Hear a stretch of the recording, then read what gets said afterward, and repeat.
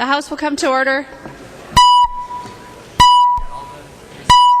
Okay. Messages from the Senate.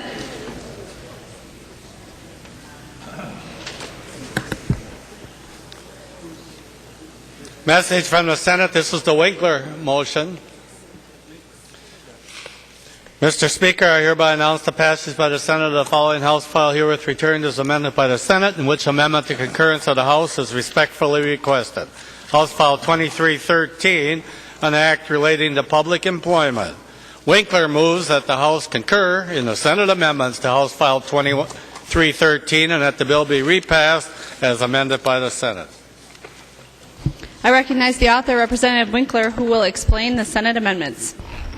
Madam Speaker, members, the Senate removed the word actually, and I guess that's an unsession change or something.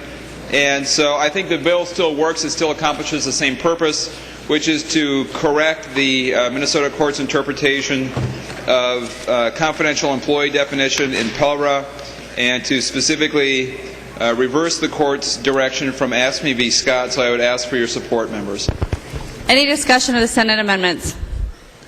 There being no further discussion, all those in favor of the motion to concur with the Senate amendments, please say aye. Aye. Those opposed, please say nay. The motion prevails. The clerk will give the bill its third reading as amended by the Senate. Third reading, House File 2313, as amended by the Senate. Third reading as amended by the Senate. Any further discussion? Seeing none, the clerk will take the roll on the bill.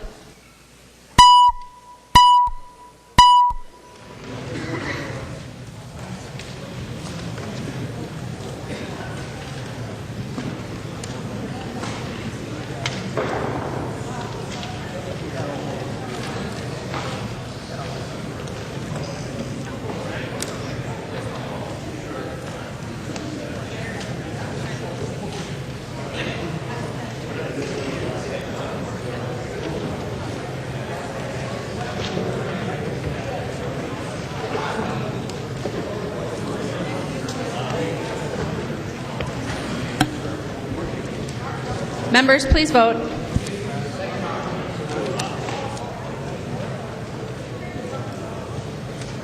The clerk will close the roll.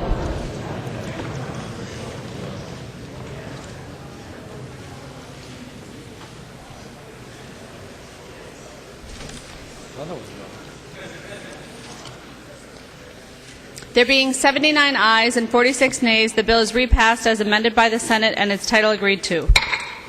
Message from the Senate. This is the Atkins.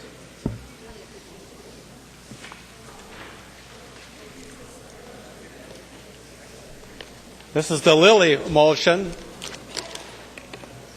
Mr. Speaker, I hereby announce the passage by the Senate of the following House file herewith returned as amended by the Senate, in which amendment to concurrence of the House is respectfully requested.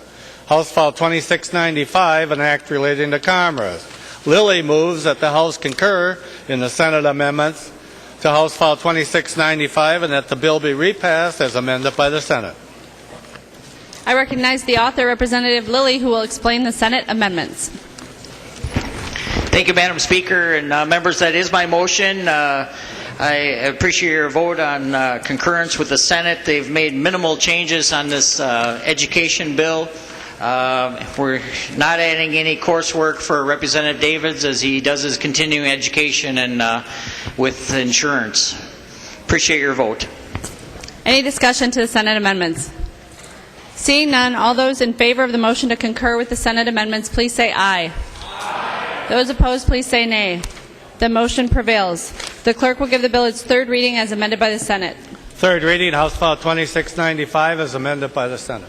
Third reading as amended by the Senate. Discussion. Seeing no discussion, the clerk will take the roll on the bill.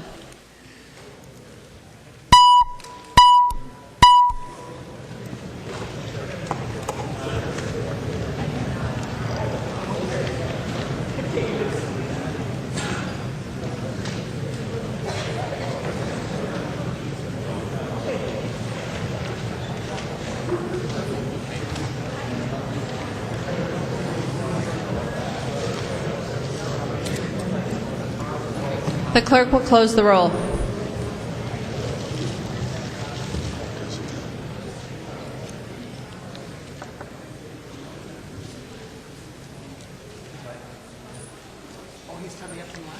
There being 125 ayes and 0 nays, the bill is repassed as amended by the Senate and its title agreed to.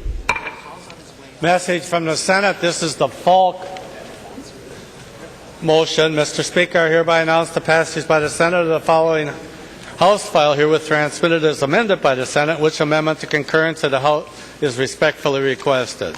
House File 1425, an act relating to local government. Falk moves that the House concur in the Senate amendments to House File 1425 and that the bill be repassed as amended by the Senate. I recognize the author, Representative Falk, to explain the Senate amendments. Thank you, Madam Speaker. And ultimately, members, there was no changes substantive to the language. It was simply that the titles were slightly different, and so to make the process easier, we're accepting the Senate title. Any discussion? Seeing none, all those in favor of the motion to concur with the Senate amendments, please say aye. Aye. Those opposed, please say no. The motion prevails, and the clerk will give the bill its third reading as amended by the Senate. Third reading, House File 1425 as amended by the Senate. Third reading as amended by the Senate. Discussion to the bill. Seeing none, the clerk will take the roll on the bill.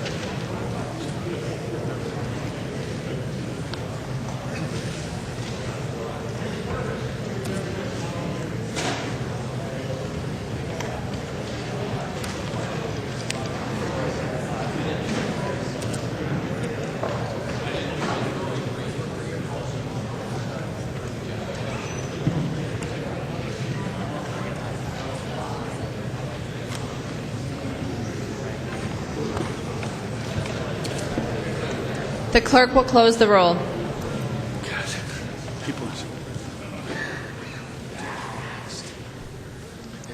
Atkins. Yep. There being 125 ayes and 0 nays, the bill is repassed as amended by the Senate and its title agreed to. Message from the Senate. This is the Howe motion.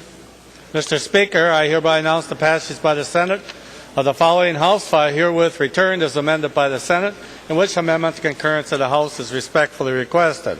House File 655, an act relating to energy. Howe moves that the House concur in the Senate amendments to House File 655, that the bill be repassed as amended by the Senate.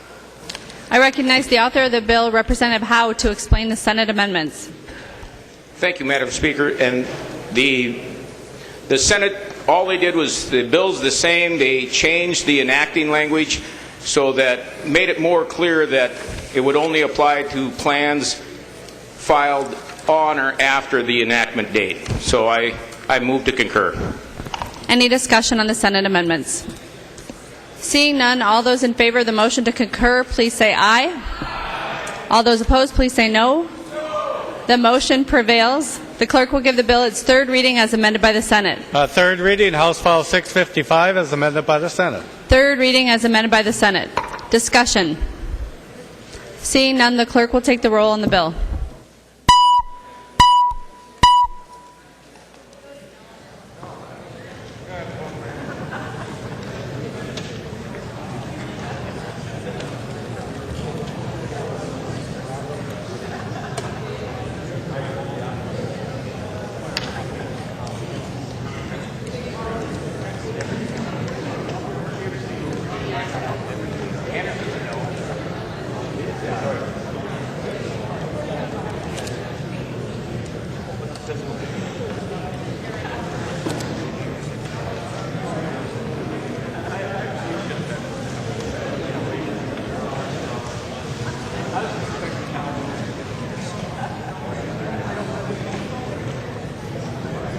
The clerk will close the roll.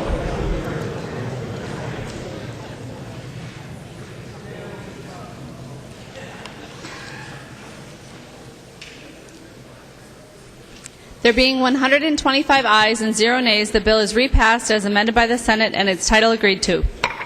Message from the Senate. This is the Atkins motion. Mr. Speaker, I hereby announce the passage by the Senate of the following House file herewith returned as amended by the Senate, in which amendment concurrence of the House is respectfully requested. House File 2854, an act relating to commerce. Atkins moves that the House concur in the Senate amendments to House File 2854 and that the bill be repassed as amended by the Senate. I recognize the author, Representative Atkins, to explain the Senate amendments. Madam Speaker and members, good afternoon. This is the Commerce Unsession bill that we passed, I believe, about a week ago. In sending it over to the Senate, the reviser's office, God bless him, found some section items, purely technical changes that we kind of messed up when we sent it over there. They were kind enough to let the Senate know that. The Senate fixed those by amendment and have sent it back to us. And with that, I would appreciate your approval and stand for any questions. Any questions on the Senate amendments? Seeing no discussion, all those in favor of the motion to concur with the Senate amendments, please say aye. Those opposed, please say no. The motion prevails. The clerk will give the bill its third reading as amended by the Senate. Third reading, House File 2854 is amended by the Senate. Third reading as amended by the Senate. Any discussion to the bill? Seeing none, the clerk will take the roll on the bill.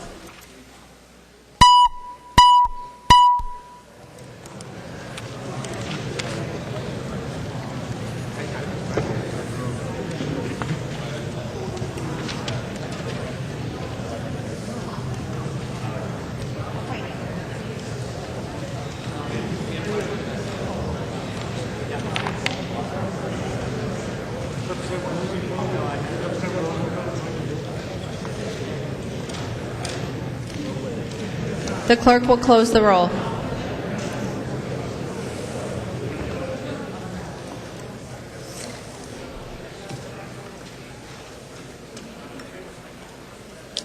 There being 125 ayes and 0 nays, the bill is repassed as amended by the Senate and its title agreed to. Message from the Senate. Mr. Speaker, I hereby announce the passage by the Senate of the following Senate file herewith transmitted. Senate File 2712, an act relating to crime. Signed, Joanne M. Zoff, Secretary of the Senate.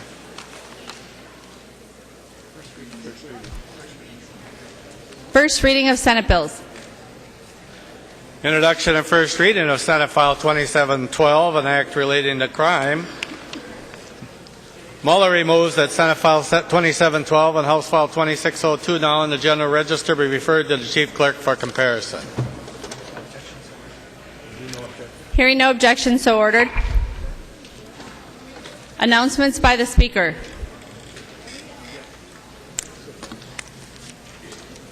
Announcement by the Speaker. The Speaker announces the appointment of the following members of the House to a conference committee on House File 1984. Sundin, Mullery, and Zerwas.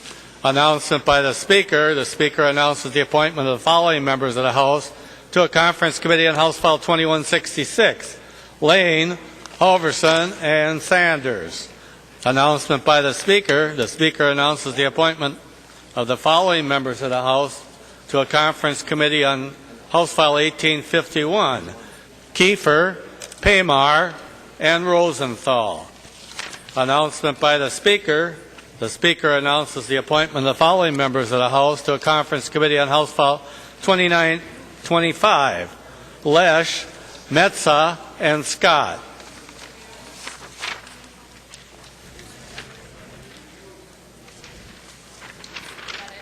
That's it. Calendar for the day. The first bill on the calendar for the day is House File 2467. The clerk will report the bill. House File 2467, the second engrossment, an act relating to human services. The member from Olmsted, Representative Liebling. Thank you, Madam Speaker and members. This is a bill that's coming to us from the Department of Human Services, and it deals with background studies. And many of you are familiar with the background studies that are done by the Department of Human Services. This is how the department tries to ensure that children and vulnerable adults are protected against people who, perhaps because of a crime they've committed or a bad act they've committed, really should not be dealing with our most vulnerable in the state. But the problem is that over the years, the background study process has been rather onerous and awkward, and now the department has an opportunity to update the process and make it more user-friendly and more effective. So this is the bill that is the result of that process. It's been very thoroughly vetted, and here is basically what it does. It increases protection, because under this new system there will be no missed records, and records will be updated immediately. In other words, if someone commits a crime, say, while they're employed in a nursing home, the department will find out much quicker than they can today. It will improve the process for employers, who will have a faster hiring process because the information will be much more quickly available to them if someone has had and passed a background study. For employees, it's a great bill because it's a once and done bill. Currently, a person may have to have multiple background studies when they change jobs, and this is an area in which people do tend to change jobs quite often, and currently every time they do, they have to have a new background study. But this new system that's authorized in the bill will allow it to be done once, and then if the person changes jobs and there hasn't been any bad information that's come in, they're still eligible and they can be approved very, very quickly at a new job. And for the department, this is less labor intensive and much more automated. So members, I think this is a very good opportunity for us as a state. It really makes some improvements to our very necessary system of making sure that people who work with our most vulnerable are as safe as we can ensure that they are. And this will, I think it's really a true unsession bill because it really improves government operations in a way that helps employees, employers, and government itself. And I would be happy to stand for questions. There are no amendments at the desk. The clerk will give the bill its third reading. Third reading, House File 2467. Third reading. Discussion. The member from Sherburne, Representative Zerwas. Thank you, Madam Speaker. Madam Speaker, members, thank you, Representative Liebling, for bringing this bill forward. I think Representative Liebling brings up some great points about the background system checks, the background check system, and the idea that utilizing technology and utilizing fingerprints as a way to standardize this and to make this uniform is good for Minnesota, and it's the right way to move forward. We owe these folks, we owe this population system, this subset of population, the very best, and we owe it to them to make sure that they're safe. So, thank you, members. Seeing no further discussion, the clerk will take the roll on the bill.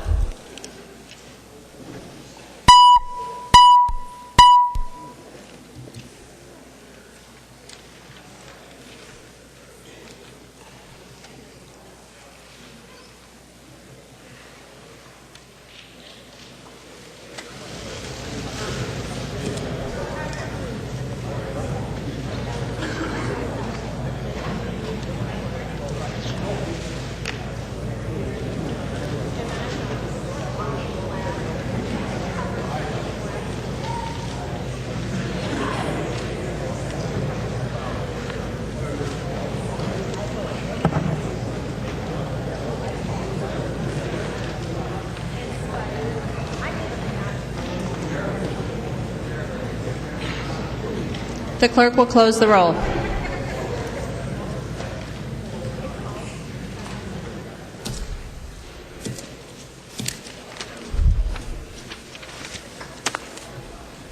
There being 126 ayes and 0 nays, the bill is passed and its title agreed to. Representative Murphy, for what purpose do you rise? Thank you, Madam Speaker. A point of personal privilege. State your point of personal privilege. Thank you, Madam Speaker and members. It is Nurses Day. It is Nurses Week. And so I'd like to join with my fellow nurses here on the floor to recognize that. I will just say this about being a registered nurse, and I still practice teaching at St. Kate's. It has been my privilege to see people at their very best when they are facing sometimes their very worst situation. And it is something that has been the best teacher of my life, I think, except for parenting. And so to the nurses of Minnesota and across the country, I wish you a happy Nurses Week. And with that, I'll yield to Representative Patty Fritz. Representative Fritz. Thank you, Madam Speaker. We take a week to recognize nurses because so often the act of caring is done in the quiet shadows behind the bright lights of the operating theater. So often the art of caring is taken for granted. So often the skill of caring takes a back seat to the thrill of technology.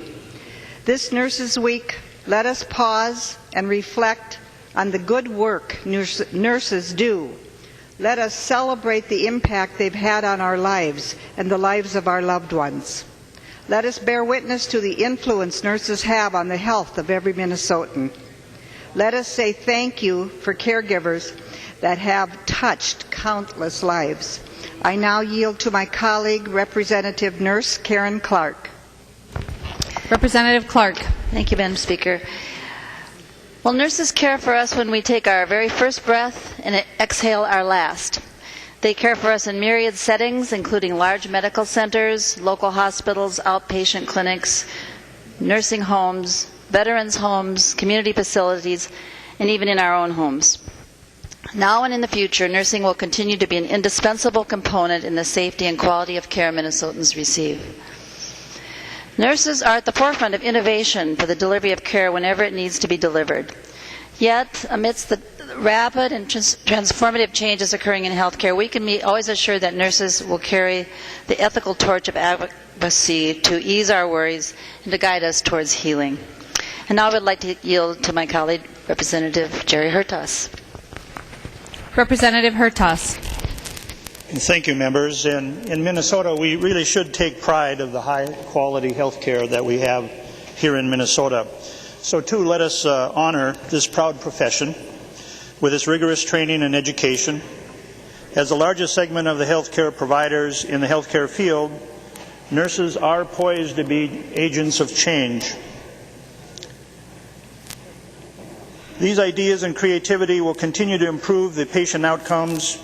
And with high-touch and high-tech nurses, they're the real deal and an ideal asset for emerging needs. I would like to just tell you that when I was 17 years old, I had a severe car crash which ended up my orientation to Methodist Hospital in St. Louis Park.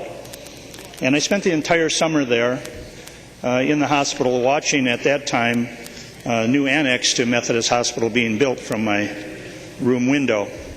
And it was at that juncture in my life that I determined it was important to pay my debt to the medical community, in which was helping to restore my recovery.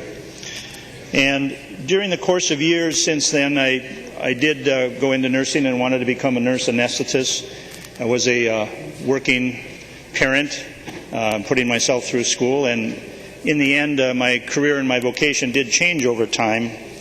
But I had no idea back then when I was 17 how many times I would be returning to Methodist Hospital, not only for my parents, but for my own family, for my wife, and even yet today. And it really is amazing each time I came back there to see the advances and the changes in technology that were occurring over my lifetime from my own practice of being in the healthcare profession and working in the operating room and coronary care. And that continues today, and yesterday we were talking about dense breast tissue and healthcare issues, and just during spring break I had the privilege and opportunity of being invited to attend a tour of Mayo Clinic, not here in Minnesota, but the one in Arizona. And Mayo Clinic here in Minnesota is actually building right now a proton laser therapy device, as are they in Arizona. Both of these facilities are about 6 months separated in terms of their progress of construction. But the reason I bring that up is the promise of what our modern technology is able to do in the area of nuclear medicine. And imagine that a woman in the future would not have to go through the more barbaric and conservative treatments with regard to breast cancer, which is the equivalent of what we had to do in the Civil War, and that was amputate. The conservative method of breast treatment today is complete radical mastectomy. So with this proton laser therapy, there is the promise of being able to very succinctly treat that cancer without having to do all of that. So with that, I am proud to speak on behalf of the nurses and the good work they do, and I'll yield to my colleague, Representative Murphy. Representative Murphy. Thank you, Madam Speaker and members. I could go on and on about the profession of nursing, but I'll just say there are nurses in the gallery, there are nurses in the hallway, there are nurses in the Senate chamber, and to those nurses and the nurses across the state and country, thank you for your service.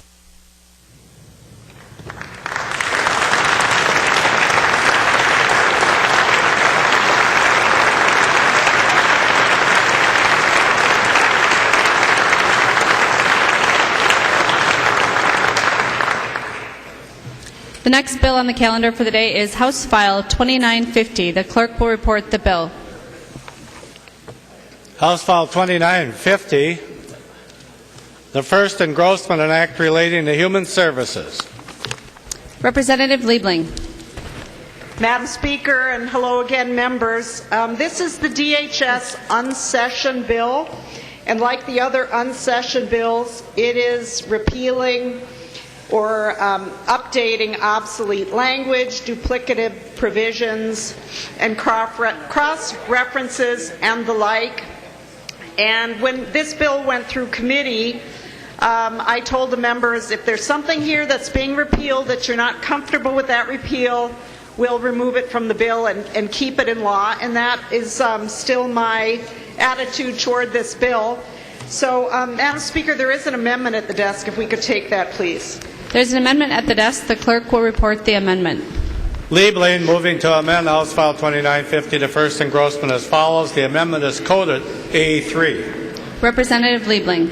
Thank you, Madam Speaker. Members, this is really just a kind of a continuing technical update to a technical bill, so I would appreciate your support to get this bill in the shape in which we need it to pass.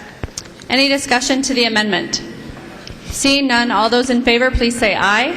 Aye. Those opposed, please say no. The motion prevails. The amendment is adopted. There are no further amendments at the desk. The clerk will give the bill its third reading. Third reading, House File 2950 as amended. Third reading as amended. Representative Liebling.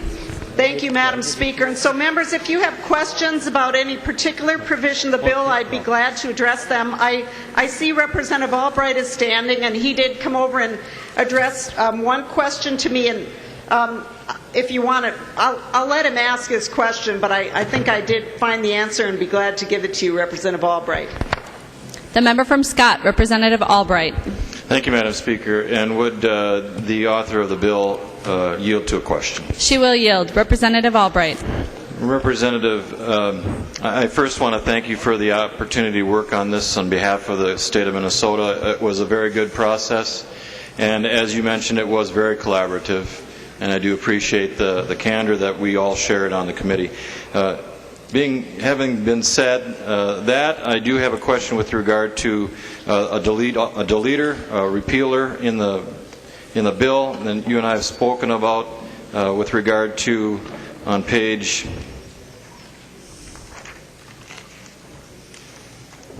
14 with regard to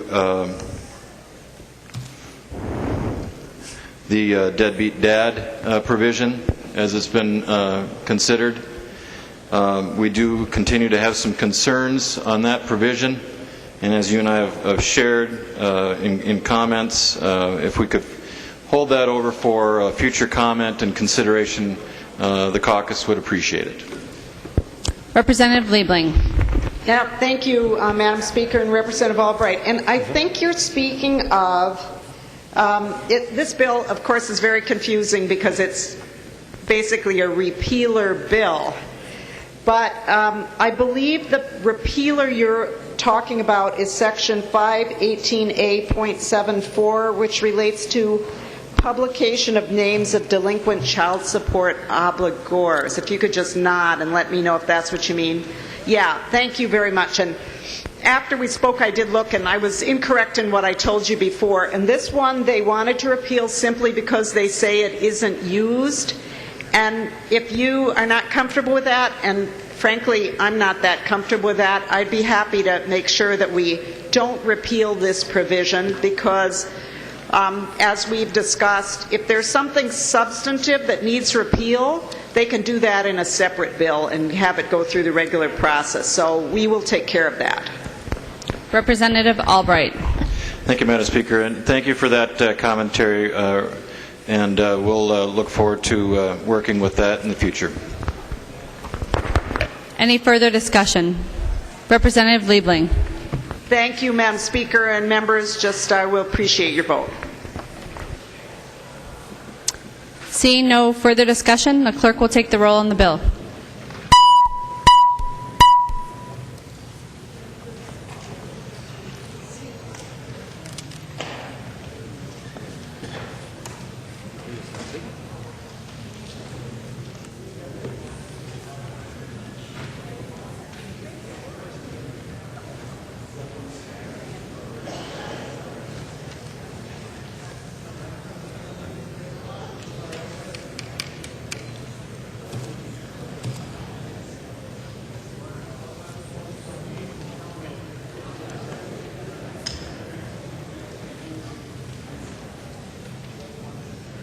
The clerk will close the roll.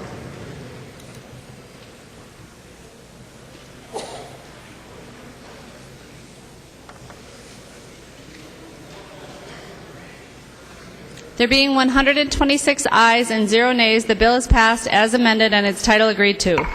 The next bill on the calendar for the day is Senate File 2490. The clerk will report the bill. Senate File 2490, the second engrossment, an act relating to labor and employment. The member from Itasca, Representative Anzelc.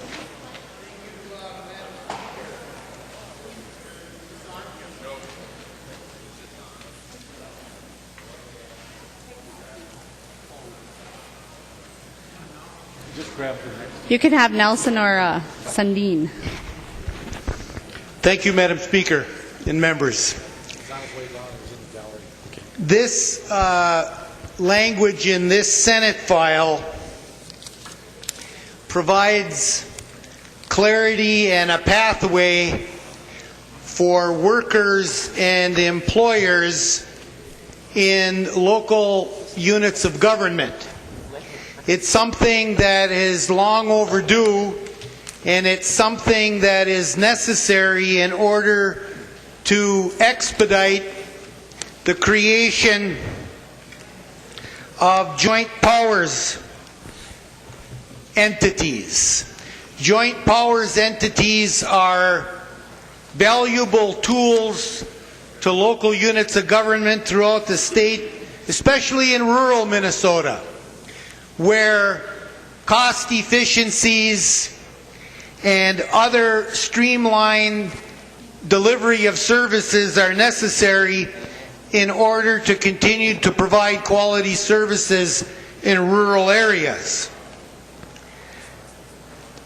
I'm a former county commissioner many, many years ago, and we struggled with creating multi-county regional human service delivery entities. And it was hard work. And in some areas of the state in particular, it was harder than it should have been because there was no clarity in law in terms of collective bargaining agreements that were in place for workers coming from multiple entities into a new entity. Members, this language has been a work in progress this session, and I'm happy to say that local units of government have agreed to the language before us today. The League of Cities, the Association of Minnesota Counties, and the Minnesota School Board Association, together with AFSCME Council 65, have reached agreement on this language in the bill before you. Essentially, what the bill does is use what was done when the state took over the district court system years ago. We're using that model to determine how workers continue to be represented by an exclusive agent when a joint powers board is created. Workers have the right to have their agreement follow them to the new entity. Workers have the right to work with their employer to decide what collective bargaining exclusive agent will represent the workers, or the Bureau of Mediation Services will come in and assist the workers and the employer in creating a bargaining representative. Essentially, that is my bill. I stand for questions. There's an amendment at the desk. The clerk will report the amendment. Pugh moving to amend Senate File 2490, the second engrossment as follows. The amendment is coded 1194. The member from Carver, Representative Pugh. Thank you, Madam Speaker and members. Last year, as we know, the legislature exempted cities and counties from sales tax, and joint powers were inadvertently overlooked. And I had a bill earlier this session which is in the conference committee right now, and what my amendment does is it states that the bill would only apply to joint powers which are exempted from sales tax. And looking for a green vote, members, this amendment will encourage the tax conference committee to ensure that there's a real strong statement for joint powers in the final bill. So I would appreciate your green vote. Thank you. There's an amendment to the amendment. The clerk will report the amendment. Drazkowski moving to amend the Pugh amendment as follows. The amendment is coded A1. The member from Wabasha, Representative Drazkowski. Thank you, Madam Speaker and members. This A1 amendment provides that in these joint powers arrangements that if there are employees whose functions are identical, it provides that the local entity will not be precluded from terminating one of the identical positions, which would seem to make sense given the fact that we're creating efficiency with these joint powers agreements. Ask for your support, members. Thank you. Discussion to the Drazkowski amendment. Representative Anzelc. Thank you, Madam Speaker. First of all, I'd like a roll call on this, please. Representative Anzelc requests a roll call. Seeing 15 hands, there will be a roll call. Representative Anzelc. Madam Speaker and members, this is not necessary.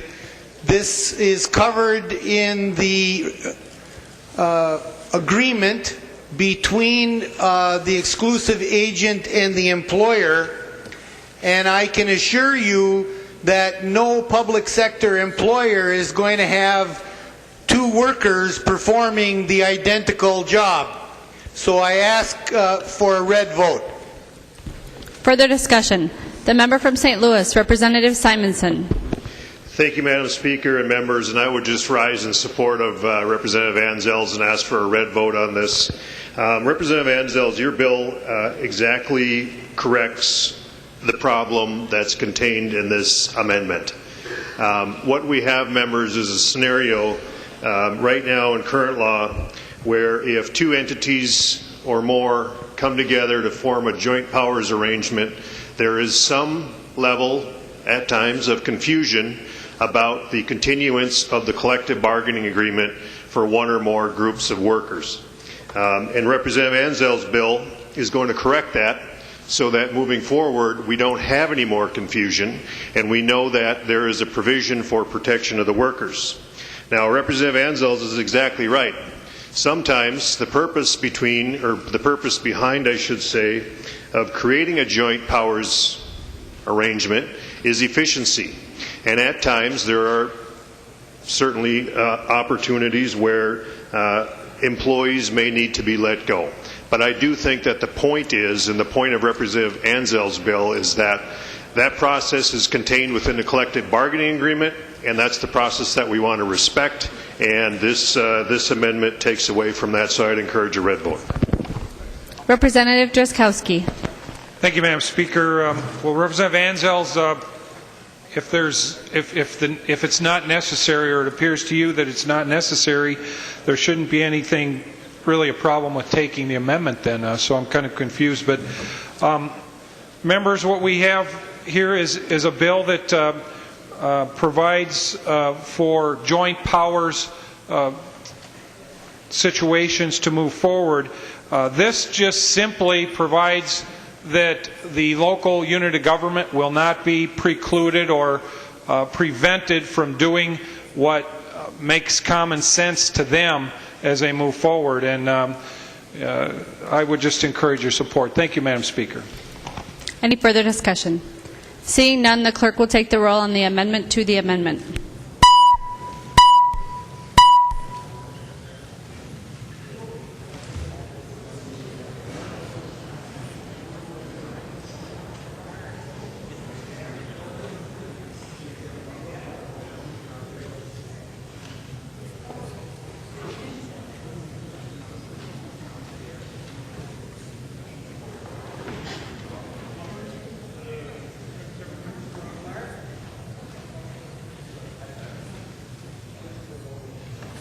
The clerk will close the roll.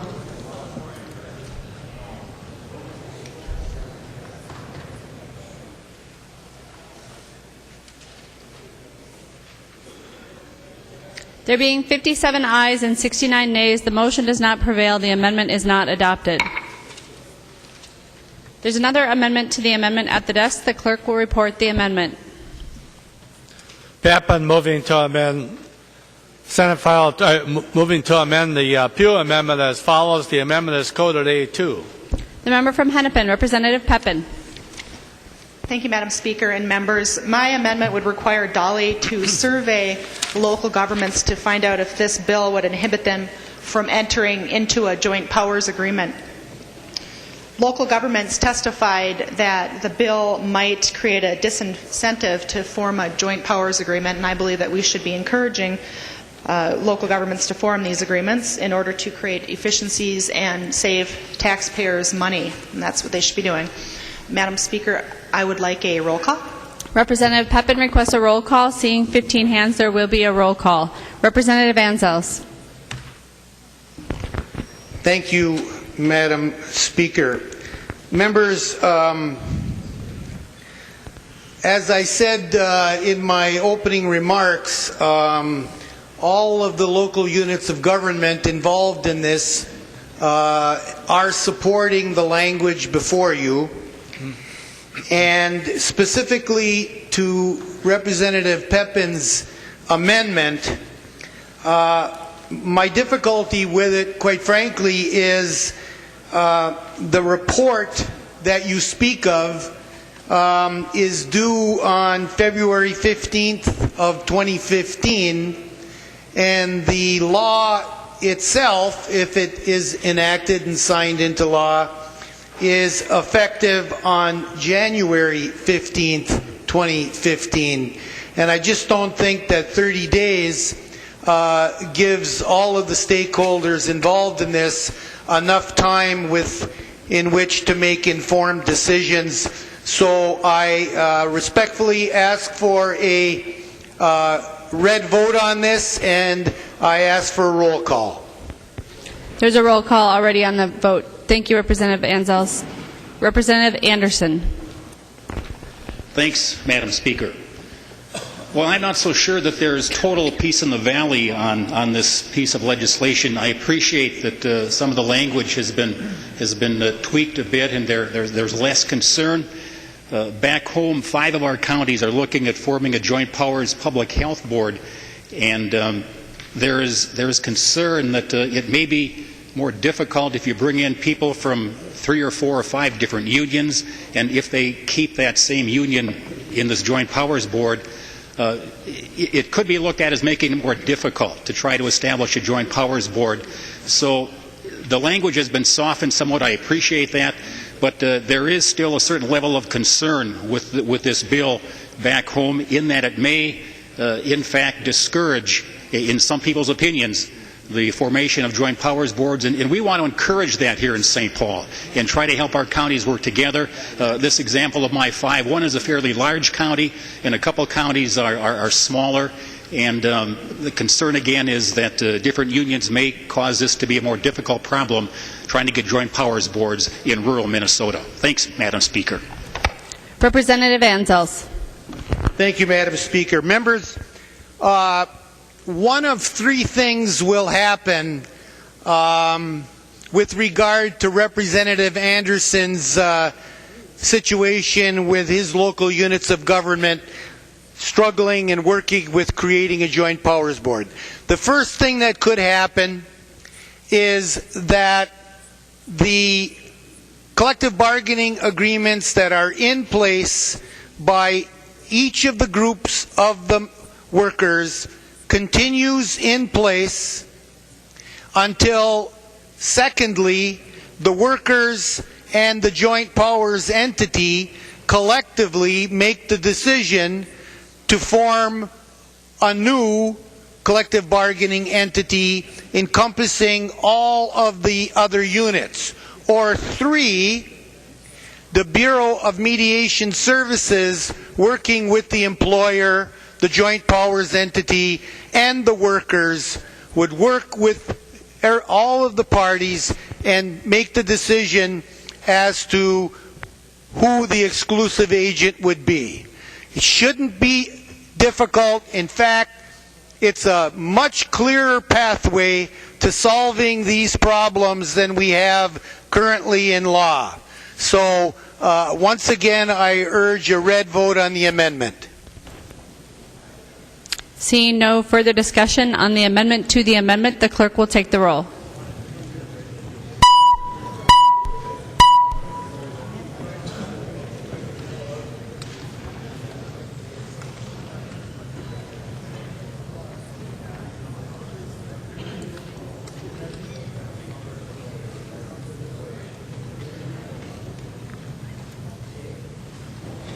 The clerk will close the roll.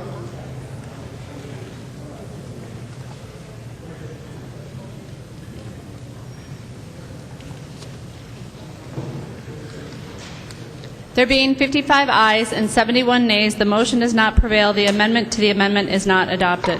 There's another amendment to the amendment at the desk. The clerk will report the amendment.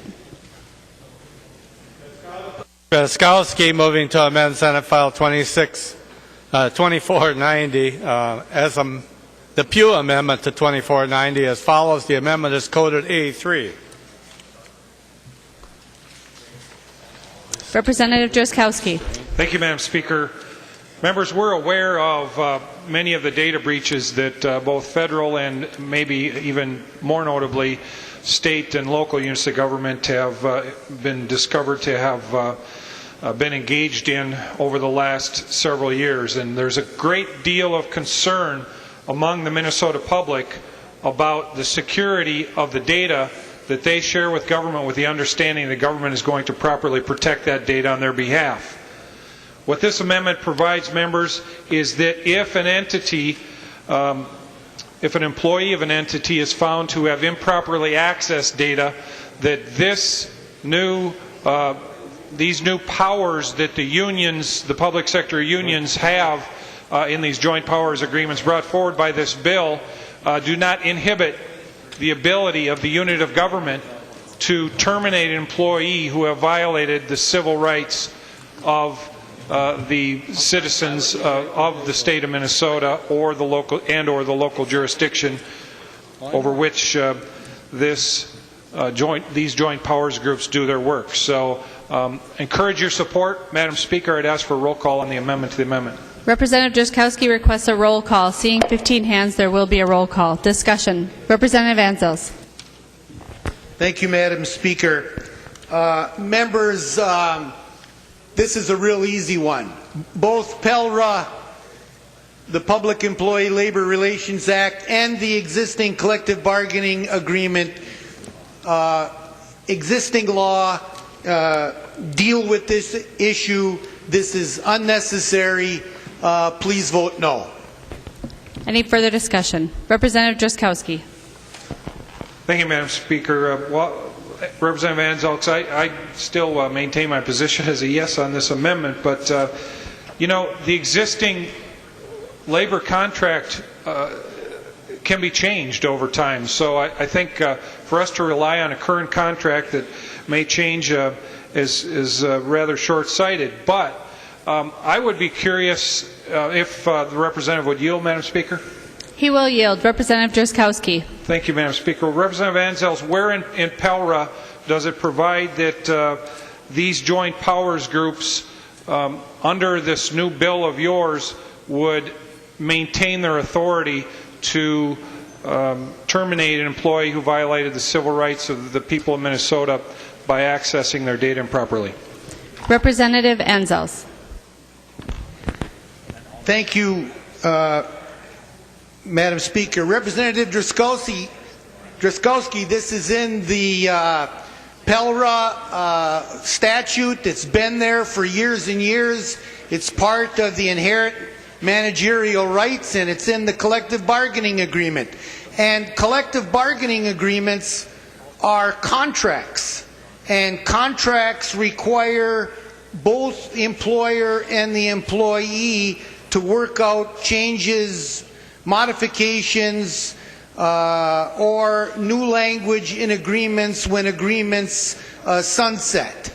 You got to believe in the collective bargaining process and the rights of workers to work with employers to solve issues such as this. Representative Drazkowski. Thank you, Madam Speaker. Thank you, Representative Anzelc.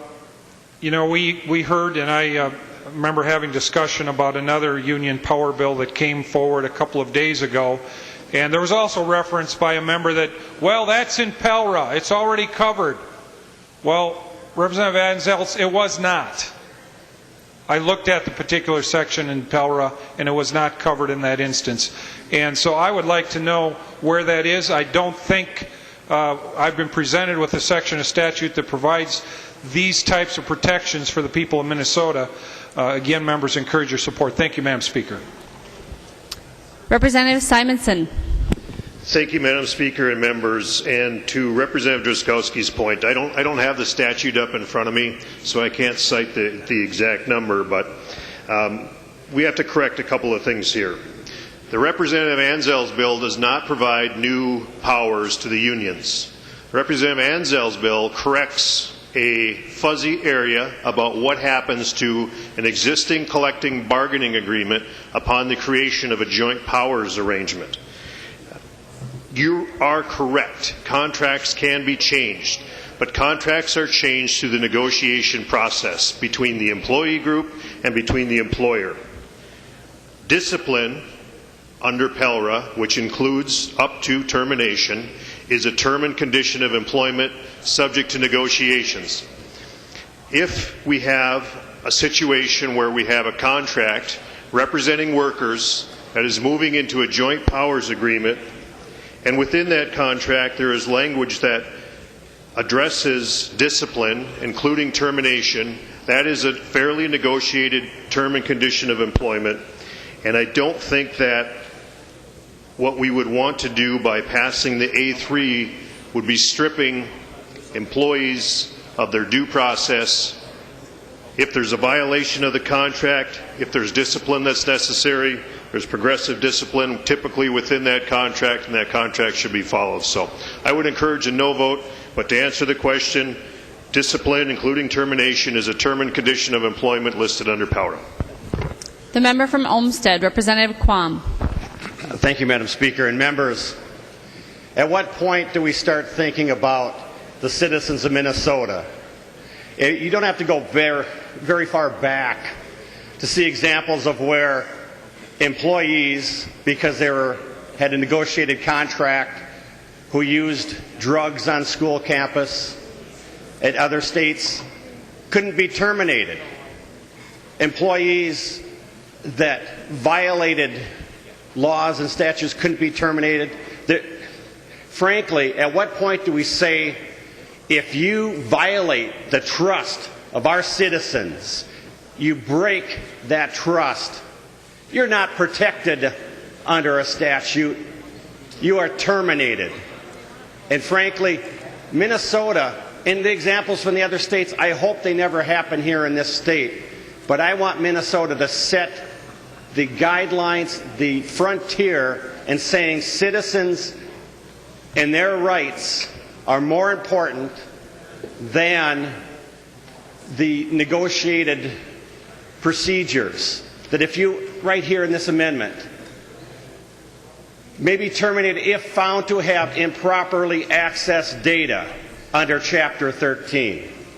So they've already been found to have violated Chapter 13. So I say, let's stop, stepping around this issue and say the rights of our citizens, the trust of our citizens is paramount.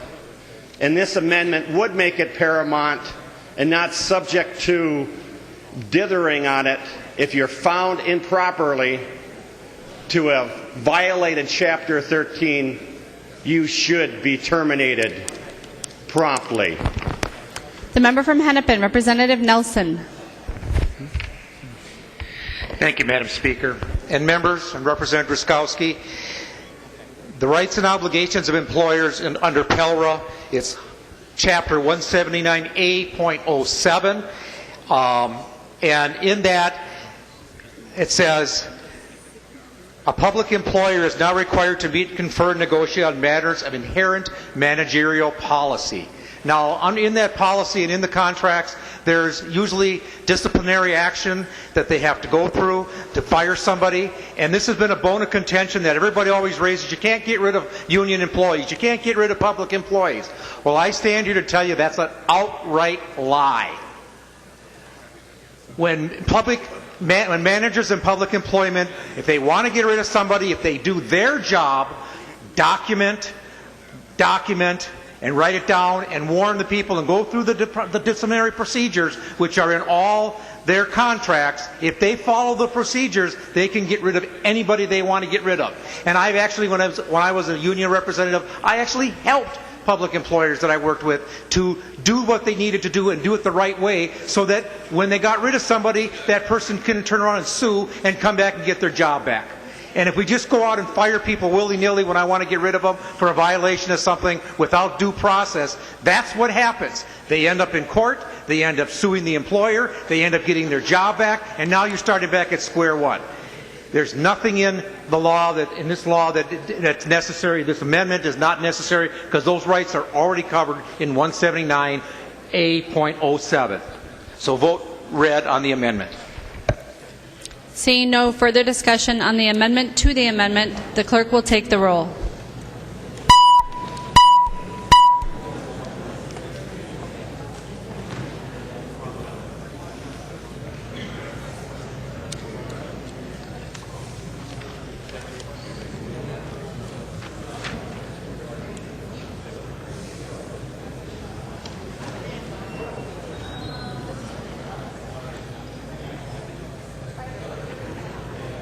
The clerk will close the roll.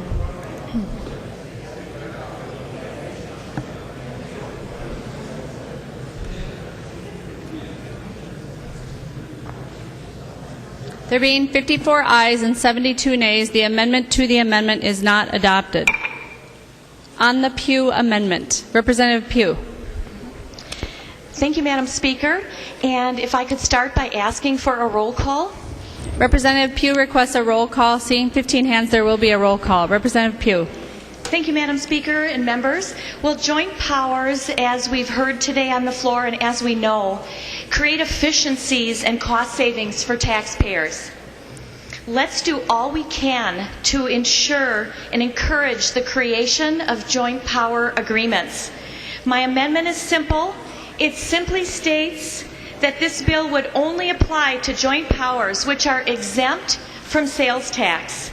So members, taxpayers of Minnesota would greatly appreciate a green vote, and so would I. Thank you. Representative Anzelc. Thank you, Madam Speaker. Madam Speaker and members, this bill has nothing to do with sales taxes. Please vote no. Seeing no further discussion to the amendment, the clerk will take the roll on the amendment.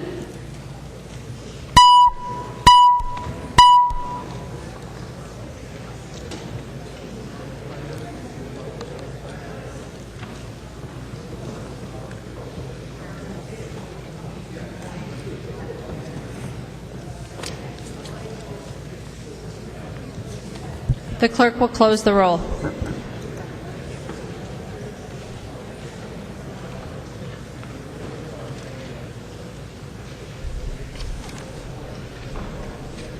There being 54 ayes and 72 nays, the motion does not prevail. The amendment is not adopted.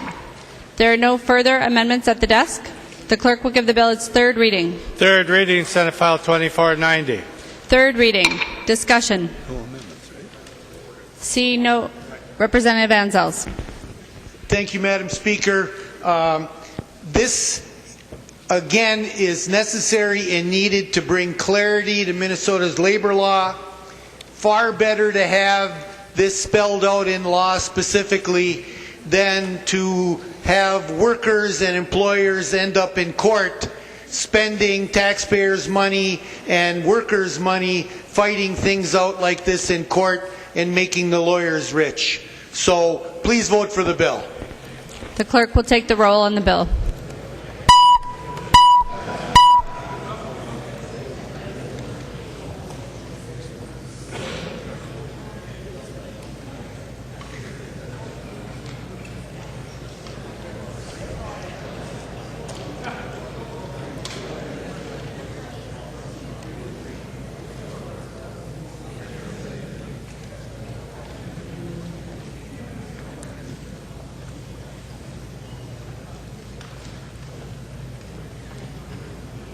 The clerk will close the roll.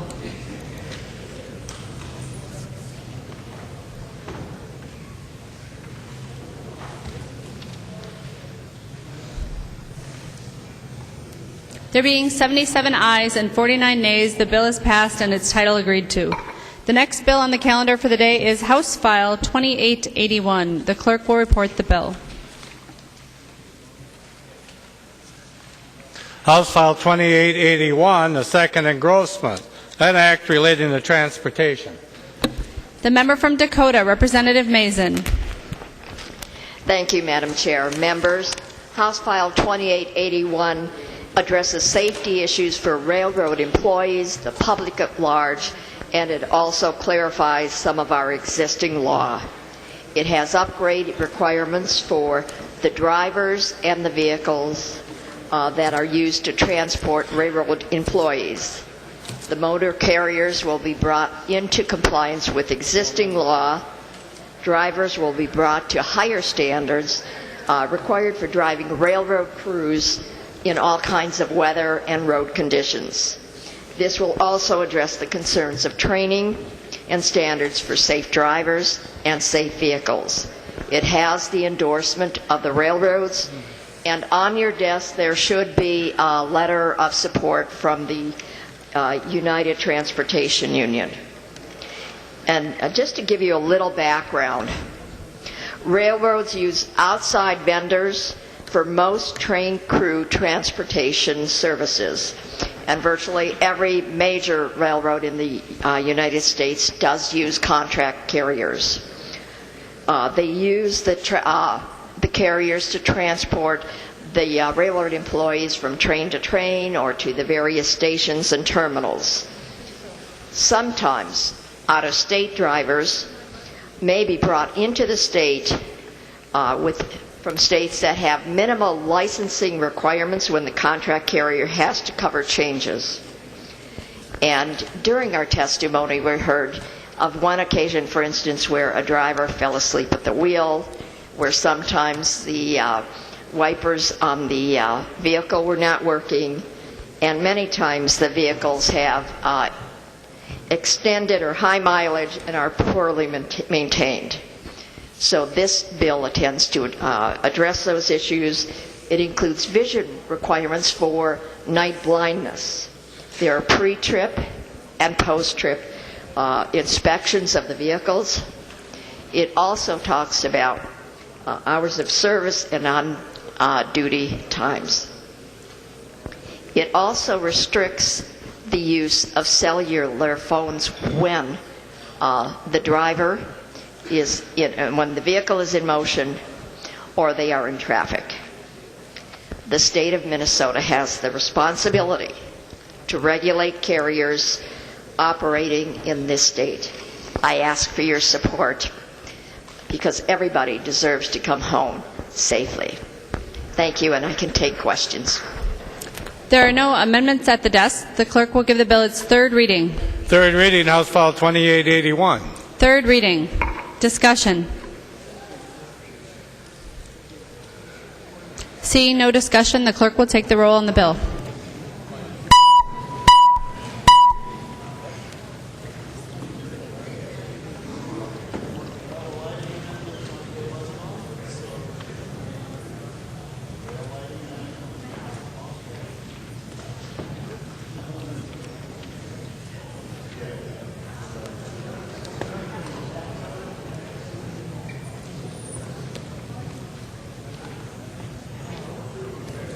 The clerk will close the roll.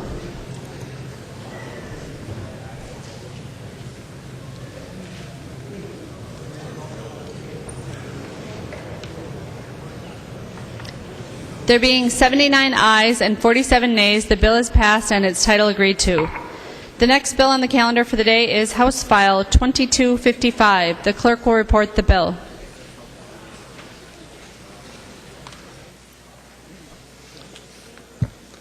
House File 2255, an act relating to public safety. The member from Stearns, Representative Dorholt. Thank you, Madam Chair. Members, this is a technical change to the ignition interlock program. Pretty much just a quick change from the Department of Public Safety with some technical clarifications, and it's pretty simple and straightforward. If you have any questions, I'd be willing to take them. Other than that, green vote, much appreciated. There are no amendments at the desk. The clerk will give the bill its third reading. Third reading, House File 2255. Third reading. Discussion. Seeing no discussion, the clerk will take the roll on the bill.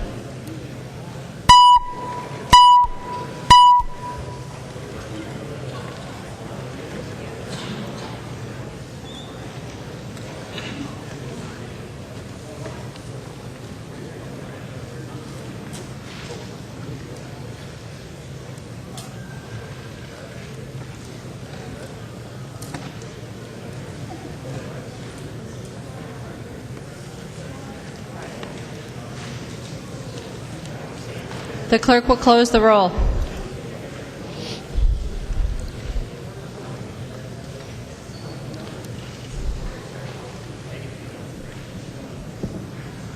There being 71 ayes and 55 nays, the bill is passed and its title agreed to. The next bill on the calendar for the day is Senate File 2642. The clerk will report the bill. Senate File 2642, the second engrossment, an act relating to gambling. The member from Dakota, Representative Atkins. Thank you, Madam Speaker. And the first item that we have is we've got the substitution of the House file. I believe coded the DEA 2829, and I move that. There's an amendment at the desk. The clerk will report the amendment. Atkins, moving to amend Senate File 2642, the second engrossment as follows. Delete everything after the enacting clause and insert the language of House File 2829, the first engrossment. The amendment is coded DEA 2829. Discussion to the amendment. Seeing none, all those in favor of the amendment, please say aye. Those opposed, please say no. The motion prevails. The amendment is adopted. Representative Atkins. Thank you, Madam Speaker. And I'll walk through the bill rather briefly because this is the Allied Charities Bill. They represent Minnesota's charitable gambling organizations, your local veterans organizations, for example, and local charities that do lawful gambling. And all of the provisions have been reviewed by and approved by the Gambling Control Board. So as you might imagine, it went through the Commerce Committee fairly expeditiously and with a strong bipartisan, in fact, I think unanimous vote. There are a couple high points that I'll just call your attention to, and then I'll stand for what questions people may have. First off, it does not include any new forms of gaming. It simply offers some changes to existing games and procedures to improve playability and marketing. There is one item I'd call your attention to. Right now in Minnesota, we don't offer promotional, or we don't allow promotional efforts. This would allow up to $250 a year in promotional efforts. It also allows the use of debit cards for players, similar to what the lottery currently does now. Finally, and again, debit cards are just like we have under current law. It only allows for cash that you have in the account. It does not allow, nothing in this bill allows for the use of a credit card to be used for gaming. And finally, Section 15 removes the 4-day limit for making deposits from electronic games, replacing it instead with a monetary amount, $2,000. Once you hit that $2,000 in revenues, then you have to make the deposit. This primarily is for folks in greater Minnesota who have a little bit longer trek to get to the bank. So those are sort of the high points of the bill. As you can tell, it's not super exciting, but it is important to our charitable gambling organizations and approved and supported by the Gambling Control Board.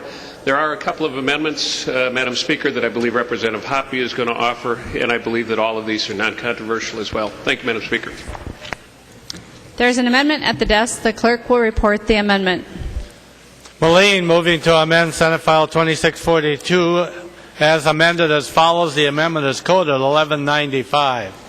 The member from St. Louis, Representative Masin. Thank you, Madam Speaker and members. What I have here is an amendment just to allow a raffle in conjunction with a hunting or fishing event. So right now under Minnesota law for ice fishing contests, we allow a raffle in conjunction with that. But for example, a big buck hunting contest, we wouldn't allow a raffle in conjunction with that. So this just clarifies that for those sorts of game and fish contests that there can be a raffle in conjunction with that. I believe it's supported by the Gaming Control Board and by the DNR as well, and I would ask for your support. Thank you. Representative Atkins. Thank you, Madam Speaker. And just to confirm, there is no objection from the Gambling Control Board. In fact, I'm not aware of any opposition to it as well, and I'd ask members to support it. Any further discussion to the Masin amendment? Seeing none, all those in favor, please say aye. Aye. Those opposed, please say no. The motion prevails. The amendment is adopted.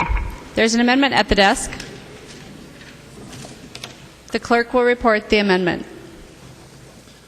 Hoppe moving to amend Senate File 2642 as amended as follows. The amendment is coded A5. The member from Carver, Representative Hoppe. Thank you, Madam Speaker. Madam Speaker and members, this is an amendment that, it sounds kind of funny to say it, but it's popularly referred to as the meat raffle amendment. What it means is that if somebody is working at an establishment selling chances for a raffle, they can be in that raffle and they can get prizes from it. They just can't do it on the same day. I'm not aware of any opposition to it from anybody out in the hall or anybody in here. I would stand for questions, and I would appreciate your support. There's an amendment to the amendment. The clerk will report the amendment. Hoppe is moving to amend his amendment. Move to amend his amendment as follows. The amendment is coded 276. Representative Hoppe. It says Atkins. Thank you, Madam Speaker and members. This is the amendment that it's simply a technical correction, and it's just changing language in the bill itself. I'm not aware, again, of any opposition. I think it's entirely technical, and I appreciate your support. Thank you. Any discussion on the amendment to the amendment? Representative Atkins. Thank you, Madam Speaker. Thank you, Representative Hoppe. I don't plan on popping up on all four of Representative Hoppe's amendments. I thought just once would be enough. I support, and the Gambling Control Board is fine with all of the amendments that have been proposed, as are the proponents. So I'd ask for a green vote on all of them. All those in favor of the amendment to the amendment, please say aye. Those opposed, please say no. The amendment to the amendment is adopted. On the Hoppe amendment, any further discussion? Seeing none, all those in favor, please say aye. Those opposed, please say no. The motion prevails. The amendment is adopted. There's another amendment at the desk. The clerk will report the amendment.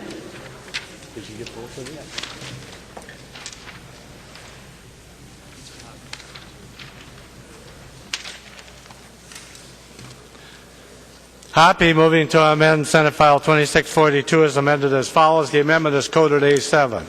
Representative Hoppe. Thank you, Madam Speaker. Madam Speaker and members, this is an amendment brought to us by our friends at Ducks Unlimited, and essentially what it would do is allow them to, instead of just having, and they would still have their raffles and games at individual banquets around the state, this would allow them to have sort of a traveling raffle that they could have at different banquets in different parts of the state. The Gambling Control Board, the allied charities, everybody's in favor. I'm not aware of anybody that's opposed to it or any comments or questions on it. With that, I'd appreciate your support and would stand for questions. There's an amendment to the amendment. The clerk will report the amendment. Hoppe is moving to amend his amendment to Senate File 2642 as follows. The amendment is coded 277. Representative Hoppe. Thank you, Madam Speaker. Madam Speaker and members, like the last amendment to the amendment, this one is technical in nature and is just correcting something, a drafting error, or maybe not an error, but a difference in drafting from the original language of the bill. I believe it's technical in nature and non-controversial, and I'd appreciate your support. Seeing no discussion on the amendment to the amendment, all those in favor, please say aye. Those opposed, please say no. The motion prevails. The amendment to the amendment is adopted. Any further discussion on the amendment? Seeing none, all those in favor, please say aye. Those opposed, please say no. The motion prevails. The amendment is adopted. There's an amendment at the desk. The clerk will report the amendment.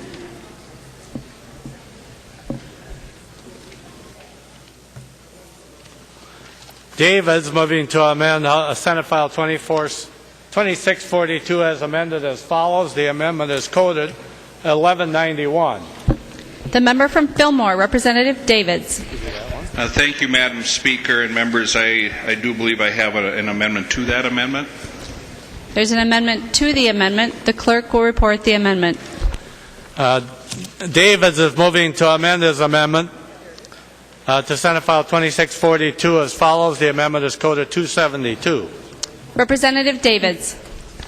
Thank you, Madam Speaker and members. We have found out throughout this session that the lottery is getting into some areas that many of us feel that they should not. What my amendment to the amendment does is it says that you may not use or sell lottery tickets at an ATM machine, and we give them some time to enact that. And if that is amended to the base amendment says that we cannot, or the lottery cannot sell lottery tickets through their website or at the pump. We have found that the lottery, with no statutory authority, has greatly expanded gaming in the great state of Minnesota. They are saying that they have the authority to do it, yet when in committee I asked them to cite the statutory authority for doing this, there is none. Members, if you think about it for just a second, when the lottery was established, it was in the late 1980s, and they're saying they can go online, the lottery's saying they can go online, there is no authorization to do that. Because just think about it for a second. When the lottery was established, it was before Al Gore had invented the internet. So we cannot say that They have the authority. They're coming in the back door saying that because it's not expressly prohibited, that they can do it. So just think about the problems here. The online lottery, selling lottery tickets online, is like selling online crack. This is extremely addictive. They even said in committee that they're targeting 18 to 24-year-olds. That's their target, to get more people addicted. And so, members, I hope you'll support my amendment to the amendment, and then the amendment as amended to be an amendment on the bill. Representative Lillie. Thank you, Madam Speaker and members. I rise in support of this amendment that Representative Davids is bringing forth. It's a very good one. It's an interesting process that we've been seeing in the Commerce Committee and what's going on. Minnesota Lottery has kind of been a little bit out of control. You know, they're different than our the local gambling control boards. So a lot of folks that take care of our VFWs and legions and roll a lot of the money back in our communities. But the Minnesota Lottery is kind of been out of control, and they've lacking quite a bit of oversight. They've been asked over and over by the chair, hey, come on in and visit. He asked them last year, said, hey, come on in, stop in, we can have a talk. And I'm sure it was with him and Representative Davids or Representative Hoppe, and then they could have this conversation and figure out, you know, what would work. This whole thing kind of reminds me when I was in college, I had a really nice bicycle, and I traded that bicycle for a motorcycle. So I called my dad and I said, what do you think? What do you think about me getting a motorcycle? And he says, oh man, you know, Leon, don't do it. You know, a lot of kids smash into a tree or they, you know, whatever. I said, well, you know, I'm really thinking about getting one, you know. And he, you know, I'd already made the deal. And he says, no, Leon, don't do it. So at the end of the conversation, I said, well, you know, I got it. And I did it. I traded that bicycle, a really nice bicycle, for a motorcycle. And he says, you know, whatever. So, I mean, that's kind of what the lottery's doing. They like do these things, and then later on they go, well, hey, what do you think? So they come to the legislature and they say, hey, what do you think? And we all decided, you know, we don't think much of it. You know, at one point they said, hey, you know, moms could be at the gas pump, and moms could be there, and they could, you know, they could do this, like, you know, they don't have to get out of the car. The kids, you just leave the kids in, and the mom could be at the pump, so they don't have to run in the store. They don't have to, you know, do any of that. They can just stay in the car. Can you imagine? You know, there's their afternoon. There's mom or dad, grandpa. I'm a grandpa now. Maybe I would be in the pump. But anyways, I think the chair asked them to have a conversation, so I hope that we can find support. You know, they're trying to market. What they're doing is the market has changed so much, a lot of kids aren't gambling. So they're trying to figure out how to get folks to spend more money and to do this. And so that's what it is. The market is like collapsing, and they're trying to figure out how to expand it. And I really strongly support Representative Davids on this amendment, and I think the Minnesota Lottery needs a little, you know, we got a big hockey game tonight. I think they need a little check. The member from Washington, Representative Schoen. Thank you, Madam Speaker. And Representative Davids, I got to tell you, I'm disappointed. You were unusually reserved today, and I support this amendment 100%, and you know that as well. And I'm not joking. Representative Davids is being very kind today, and we have had the lottery folks into our offices. We've had conversations with them and said, tell us where you're going. They'd give us some hint, and we'd say, you know, not so much. We're not so excited about that. I think we should really have a good conversation before we move forward with some of the things that you're planning to do. And they said, oh, well, that's probably a good idea. And then all of a sudden, 2 weeks later, it's enacted. So please support the Davids amendment. It's a good one, and we do need to have a little bit more oversight. And I support Chair Atkins on his goal to make that happen as well, too. Representative Hoppe. Thank you, Madam Speaker. Madam Speaker and members, I support the Davids amendment and the comments of Representatives Lillie and Schoen. what we've got here is the state lottery, I think, has gone way far beyond what the people in this body, when this was made legal, ever envisioned them doing. And I had a bill this year, there are a number of people that had bills this year to simply ask them if they're going to do something, if they're going to expand gaming, if they're going to try to sell lottery tickets of any kind or any kind of gaming that they do, that they come to the legislature and they get our approval. Democrats, Republicans, the relevant committees in the House and the Senate, the leads, the minority members, I think that they need and they should have to have our approval before they do these things. If they want to expand gambling, if the duly elected representatives of the people of Minnesota decide that's what they should do, fine. If we decide in our wisdom or future legislatures decide we don't want them to expand gaming, then they're going to be held to what they're currently able to do. I don't think they should be able to just continue to do what they've been doing and just expand however they think is necessary. So, members, I had an amendment. I tried to get it drafted to this bill. It was my fault. I had a drafting error, and we're not going to have the amendment that we would have had that would have reined them in for making it, would have let them keep things that they've done so far and made them come to us, the House and the Senate, to get any kind of future expansion. But if we don't come out of a conference committee with this provision or something like it, members, we're going to have to come back here next year.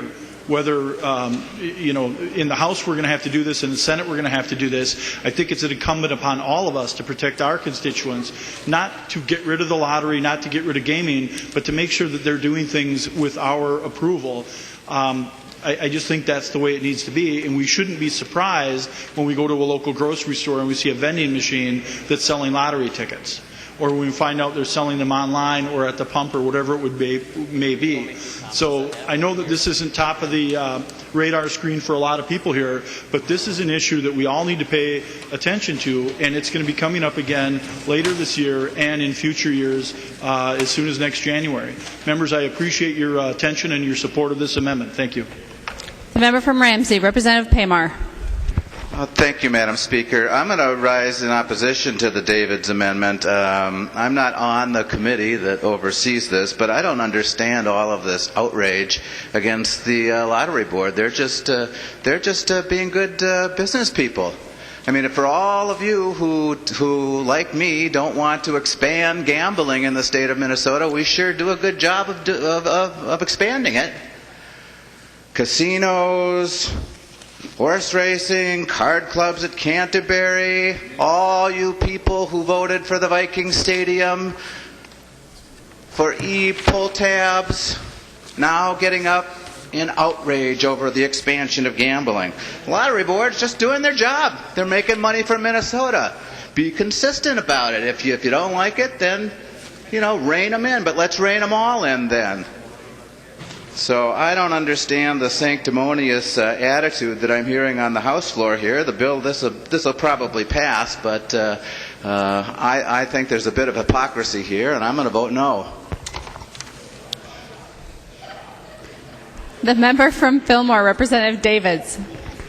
Well, my dear friend, Representative Paymar, saying that we're sanctimonious, I can't even spell that, and hypocritical. I hope members will look a little bit closer. I was told one time, many years ago, as an insurance agent, I got involved in a claim. And I was fighting for my client. I thought the insurance company was ripping them, and I stepped in and I said, we're not paying this guy enough, we got to pay him. And I was told by this longtime adjuster that young man, Mr. Davids, you little insurance agent, I'm going to pin your ears back. And, of course, my response was, you and whose army? But that being said, the reason we're here with the amendment and the amendment to the amendment is because the lottery is not doing their job. They are not following the law. Through the testimony of the committees, they have no authority for online gaming. There is nothing in the constitutional amendment that was passed by the people of this great state in the late 1980s that had anything to do with online gaming. So I think we need to, in a very nice way, pin their ears back just a bit. because they are operating outside of their authority. What's next? Online casino games. They're in the planning stages with that. Members, the lottery is not acting under their authority. In committee, they could cite nowhere where they had any statutory authority to do what they're doing. And some of the opinions they had that said that they could do this, you know where they came from? The vendors. Imagine that. It's like the study I just read that said dark chocolate is very good for you. So I went out and bought a bunch and ate a bunch. Then I saw who commissioned the study. Hershey's. So members, we have a lottery gone wild. We need to pin the ears back just a bit. Please vote green. Representative Atkins.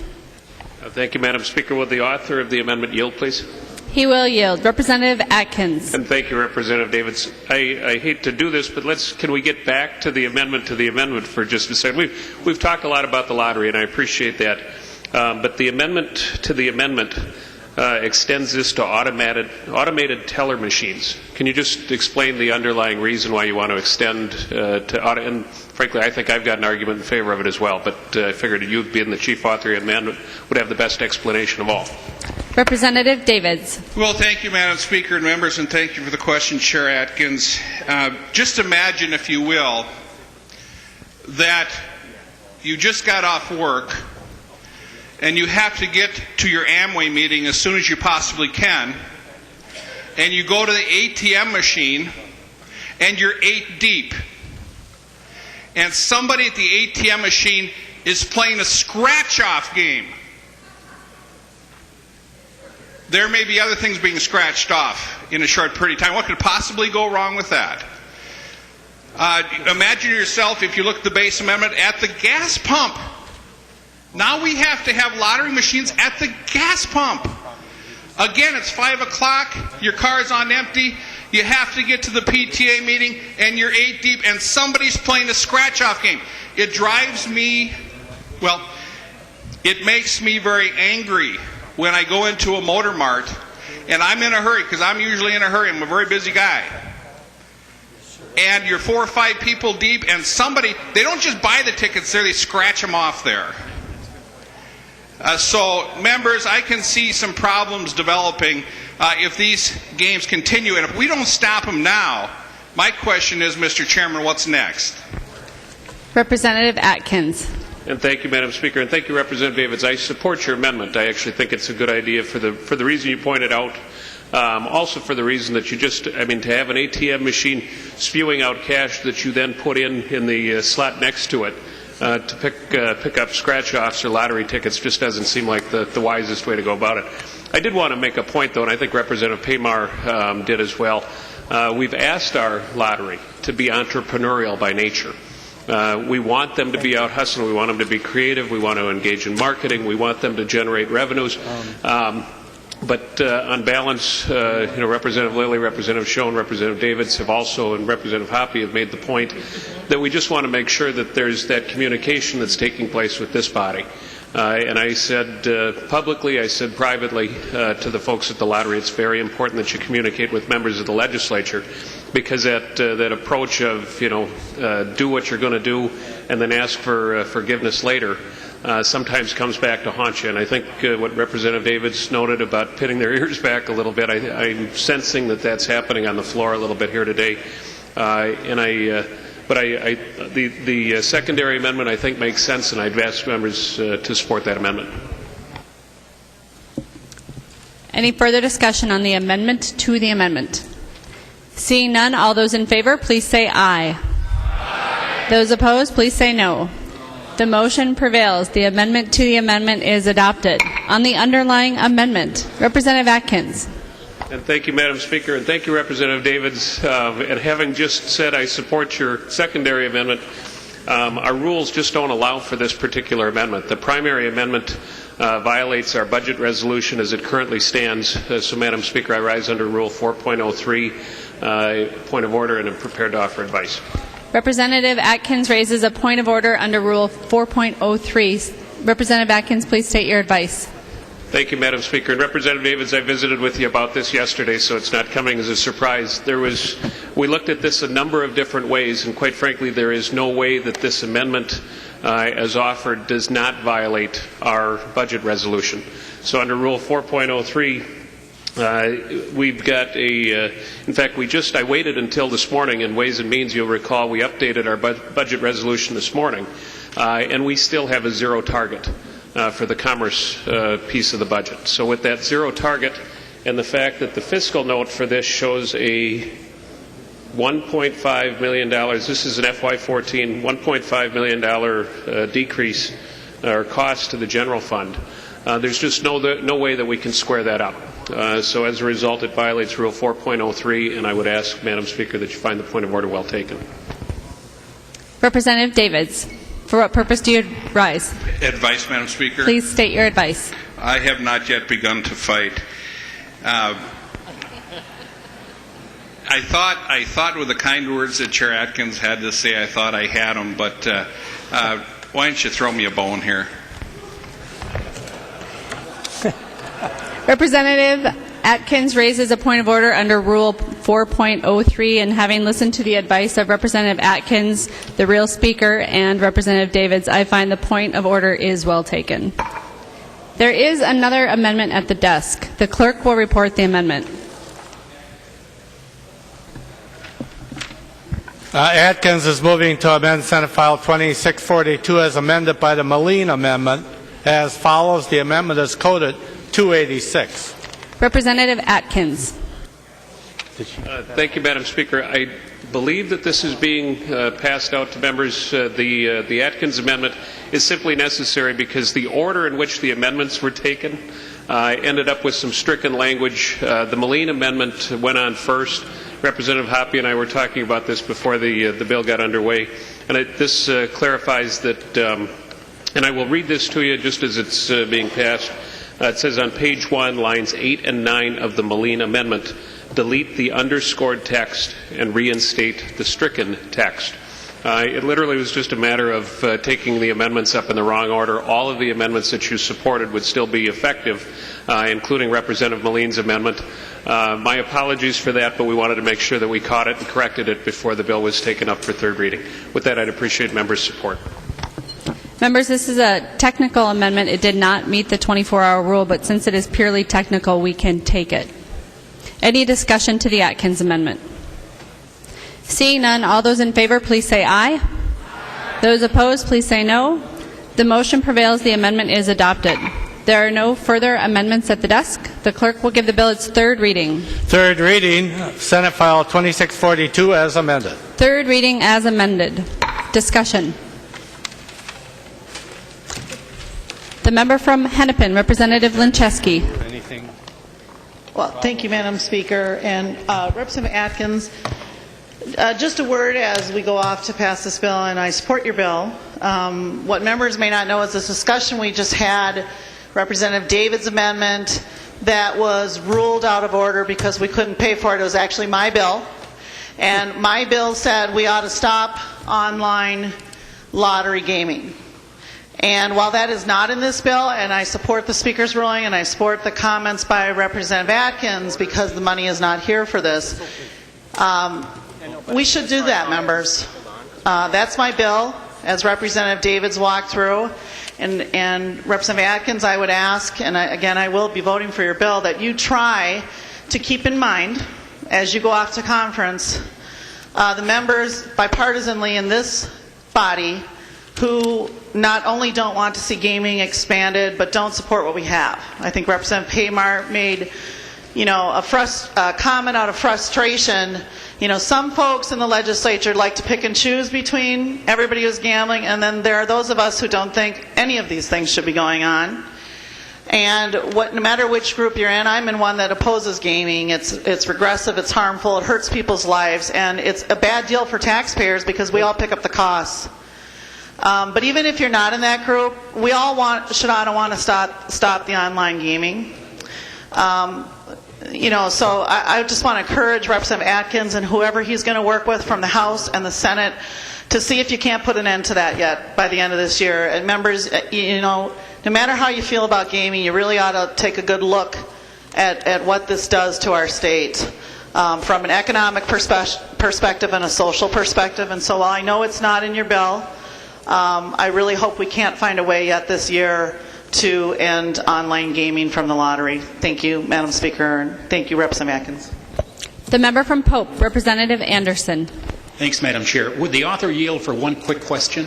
He will yield. Representative Anderson. Representative Atkins, as we move into the credit card, or I should say the debit card area here with this bill, are there limits going to be placed on folks to only get a certain amount of money out with a debit card per day or per use? Any stipulations on the amount of money to be taken out with a debit card? Representative Atkins. Madam Speaker, I guess I'm not completely clear on the question, and I may not know the answer one way or the other, but are you asking whether it's the amount that you can take out of the ATM machine or the amount that you can wager? Because I do believe that the lottery already has in place certain limitations in terms of the amount that can be wagered, and I believe that there's also limitations with respect to lawful gambling. In terms of the amount that you can take out of your own account at the ATM, I don't believe there's any limit to that other than what a bank may impose via their own arrangement with the customer. Any further discussion to the bill? Representative Atkins. And Madam Speaker and members, I will be very brief, but I did want to share with you that I heard quite loudly and clearly from Representative Linczewski, Davids, Lillie, Schoen, Hoppe, and others who have not chosen to stand, and Representative Paymar as well. And we will likely go to conference committee with this. I don't think that the Senate is going to take the House version without some language relative to the lottery. I do believe that my motion, the Speaker ruled it in order that we were not prepared today because the budget resolution does not allow for it. But I heard quite loudly and clearly that there's a desire by this body to address that in some fashion. And I give you my word that we will have that discussion in the conference committee. With that, I'd appreciate members' support. Remember, the underlying bill helps our charities, our veterans organizations, all those folks, and so I'd ask for a green vote, please. The clerk will take the roll on the bill.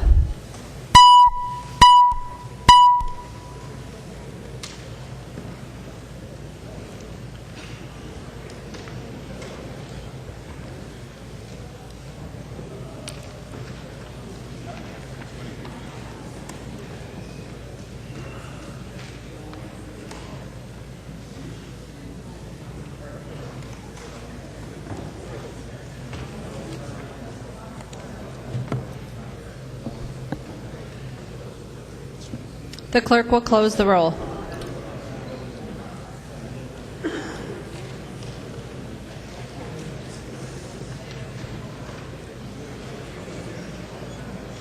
There being 117 ayes and 12 nays, the bill is passed as amended.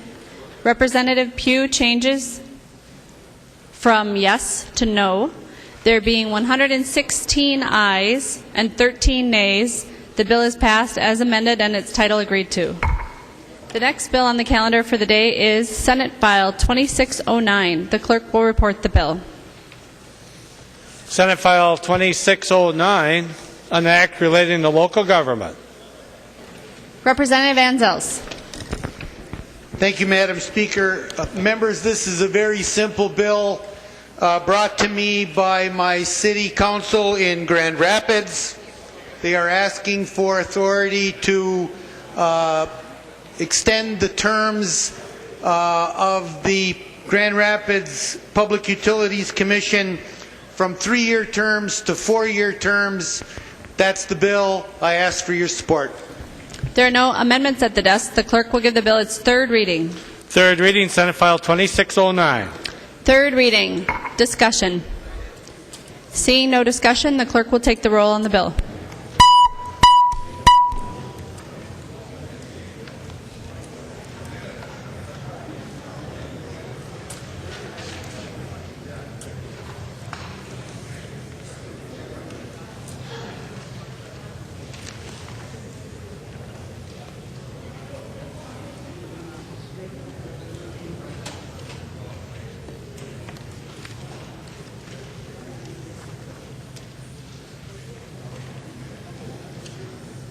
The clerk will close the roll.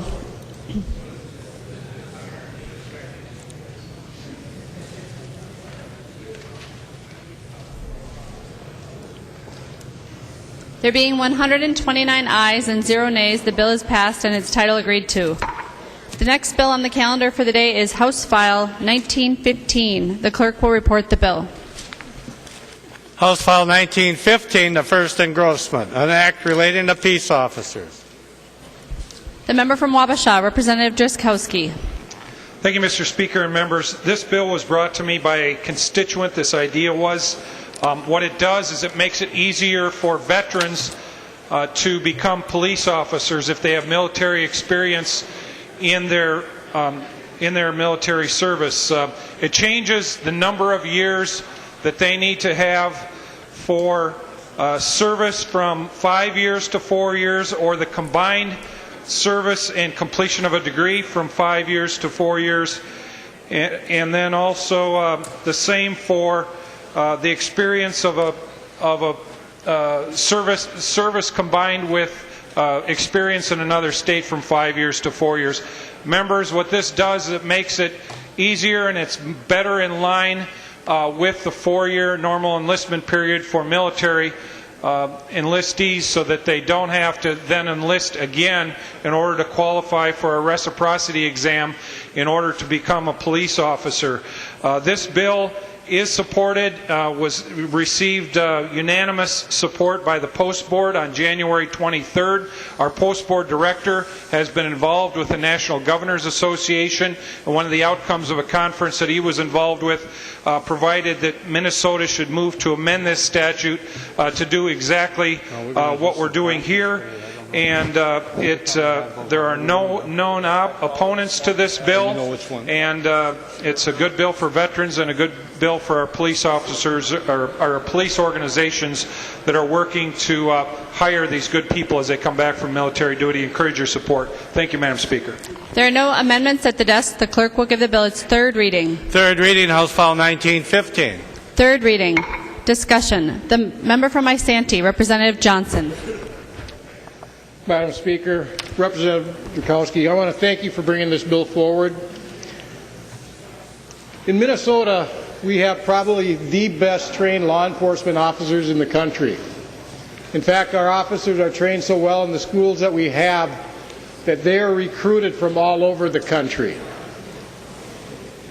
In my class, I won't say how long ago that was, but about 10% of the students in the class, and Representative Molina's father can agree to this, that we had over 10% of our class that was hired outside of the state before they finished the training for Minnesota law enforcement. Before they took the tests for law enforcement in Minnesota, they already had a job out of state. This bill still requires these veterans that come back from the military with 4 years experience to do the reciprocity test. That means they have to know Minnesota law. They have to know the U.S. Constitution. They have to know what they can and can't do. Representative Drazkowski, thank you for bringing this bill forward. Please support it. The member from Washington, Representative Detmer. Thank you, Madam Speaker. And again, thank you, Representative Drazkowski, for bringing this forward. I know you brought it into the Military Action Group and presented your case there, and it had unanimous support there with the different veterans organizations, along with Amenscu is also looking at providing similar for other occupations, other careers besides law enforcement. And also DEED has looked at this too, and they support this. So again, thank you for bringing it forward. This gives some great opportunity for our men and women that are in law enforcement and the military police to extend their careers in the civilian world. Thank you. The member from Meeker, Representative Erdahl. Thank you, Madam Speaker and members. And I also agree this is an important bill. You know, two of the very important groups in our society, veterans and our police, are addressed in this. I think it's very important, and knowing that Representative Drazkowski wouldn't bring forward a bill that expanded government or had an unfunded mandate in any way, I can support this. The member from Washington, Representative Schoen. Thank you, Madam Speaker. And Representative Drazkowski, I think this may be the first time in my legislative career I say support Representative Drazkowski. This is a good bill. Thank you for bringing this forward. This is an initiative nationwide to streamline the efforts to get our veterans streamlined back into the workforce as they return from duty. And thank you for bringing this forward. I will be supporting your bill, and I recommend the other members do so as well. Representative Drazkowski. Thank you, Madam Speaker. Thank you, members, for the accolades and support on the bill. Good things happen here, and look forward to your support on this bill. Thank you. The clerk will take the roll on the bill.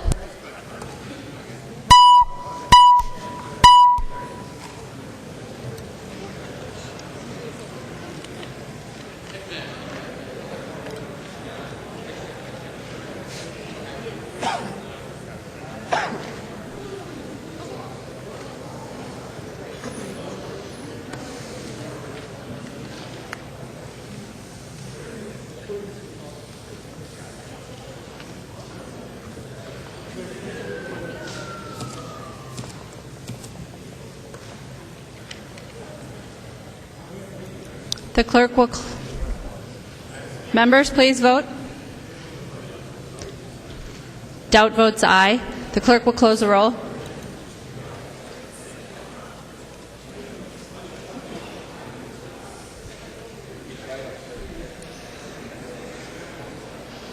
There being 129 ayes and 0 nays, the bill is passed and its title agreed to. The next bill on the calendar for the day is Senate File 3140. The clerk will report the bill.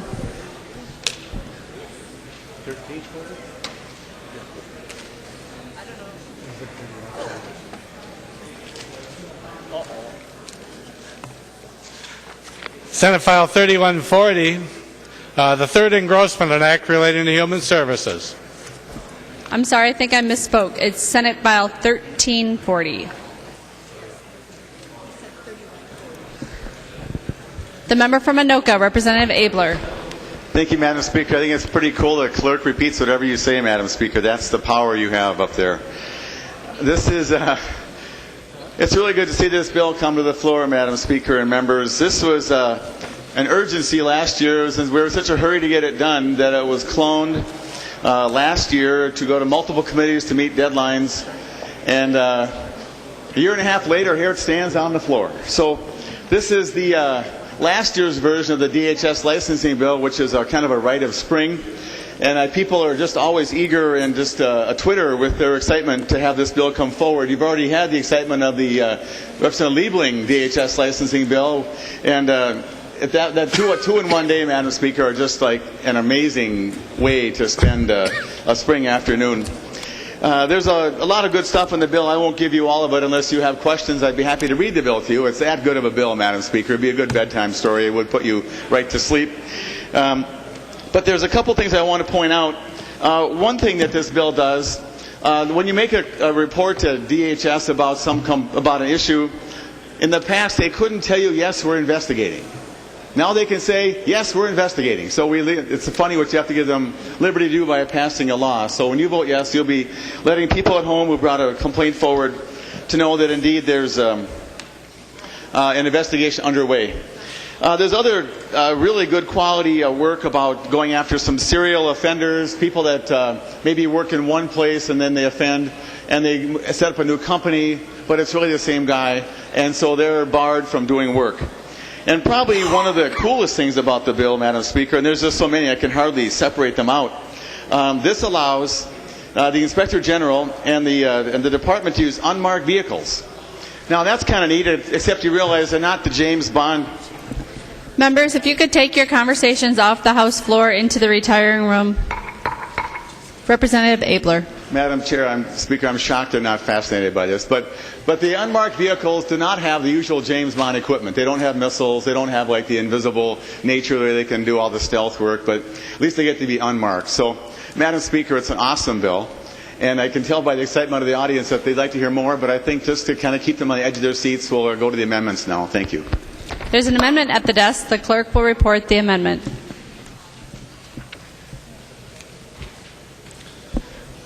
Abeler and others moving to amend Senate File 1340 to unofficial engrossment as follows. The amendment is coded A4-2. Representative Abeler. Thank you, Madam Speaker. And what I didn't say was, if you have an intern and they're trying to study what goes on in the legislature, this is a bill to study. As I said, it was introduced with multiple clones because it was so urgent. This got done last year. And so we raced the committees. One bill went here, one went there. They came back together, and there was controversy. We got it all worked out. The Senate acted on it, came over. We didn't get it passed. And so even that is interesting by itself. But this year it got sent back to committee and then was out of date, so it got updated. And so that's fascinating. And then they said, which version do you want to take up? I said, well, the House version, because we always take up the House version. That was an error, Madam Chair. And because of that, the staff had to write this A4-2 amendment, which is actually not for the bill today. But so it gave me a chance to discuss why you want to be careful when the question is asked, which version do you want? So, Madam, with that, I would like to withdraw the A2 amendment, the A4-2. Representative Abeler withdraws his amendment. There's an amendment at the desk. The clerk will report the amendment. Abeler and others moving to amend the first unofficial engrossment as follows. The amendment is coded A8-1. Representative Abeler. Thank you, Madam Speaker. The other one is A4-2. This is A8-1, nearly twice as good. And so this brings it into conformance with current effective dates because it's a year old. And it also adds back in the very good Representative Moran bill about the foreign trained doctors that we adopted, I think, unanimously yesterday on the other bill. And I just wanted to be sure that got done. So that's the amendment, and I urge your support. Thank you. Any discussion to the amendment? There's an amendment to the amendment. The clerk will report the amendment. Abeler is moving to amend his amendment to Senate File 1340, the unofficial engrossment as follows. The amendment is coded A13. Representative Abeler. Thank you, Madam Speaker, and this is relatively technical. It removes the word specifically in two places, so it specifically relates to the word specifically. And I think that word has been used way too much in legislation, and this is a way to get it out of this bill and make it a much cleaner bill and be more general. Actually, the word specifically did matter to somebody in the hallway, and I think it does nothing to or for against the bill, so I urge your support of this technical amendment in a specific way. Any discussion to the amendment to the amendment? Seeing none, all those in favor, please say aye. Those opposed, please say no. The motion prevails. The amendment to the amendment is adopted. Any discussion on the underlying amendment? Seeing none, all those in favor, please say aye. Those opposed, please say no. The motion prevails. The amendment is adopted. There's an amendment at the desk. The clerk will report the amendment. Zerwas moving to amend Senate File 1340, the unofficial engrossment as follows. The amendment is coded A10.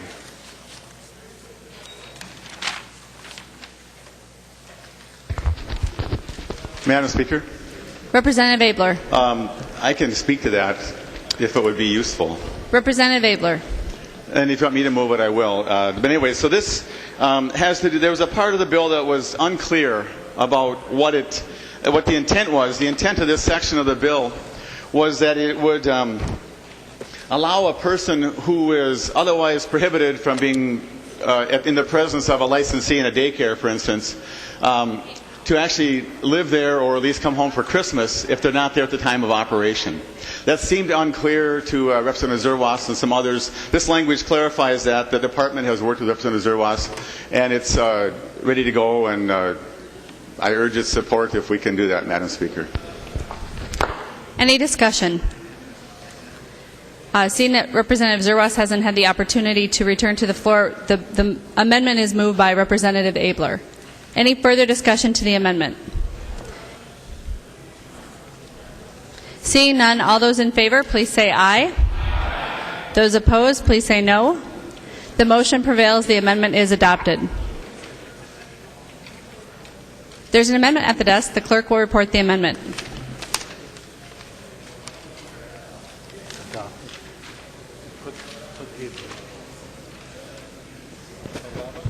Zerwas moving to amend Senate File 1340, unofficial engrossment as follows. The amendment is coded A11. The member from Stearns, is it Stearns or Sherburne? Representative Zerwas. To the A11. Thank you, Madam Speaker.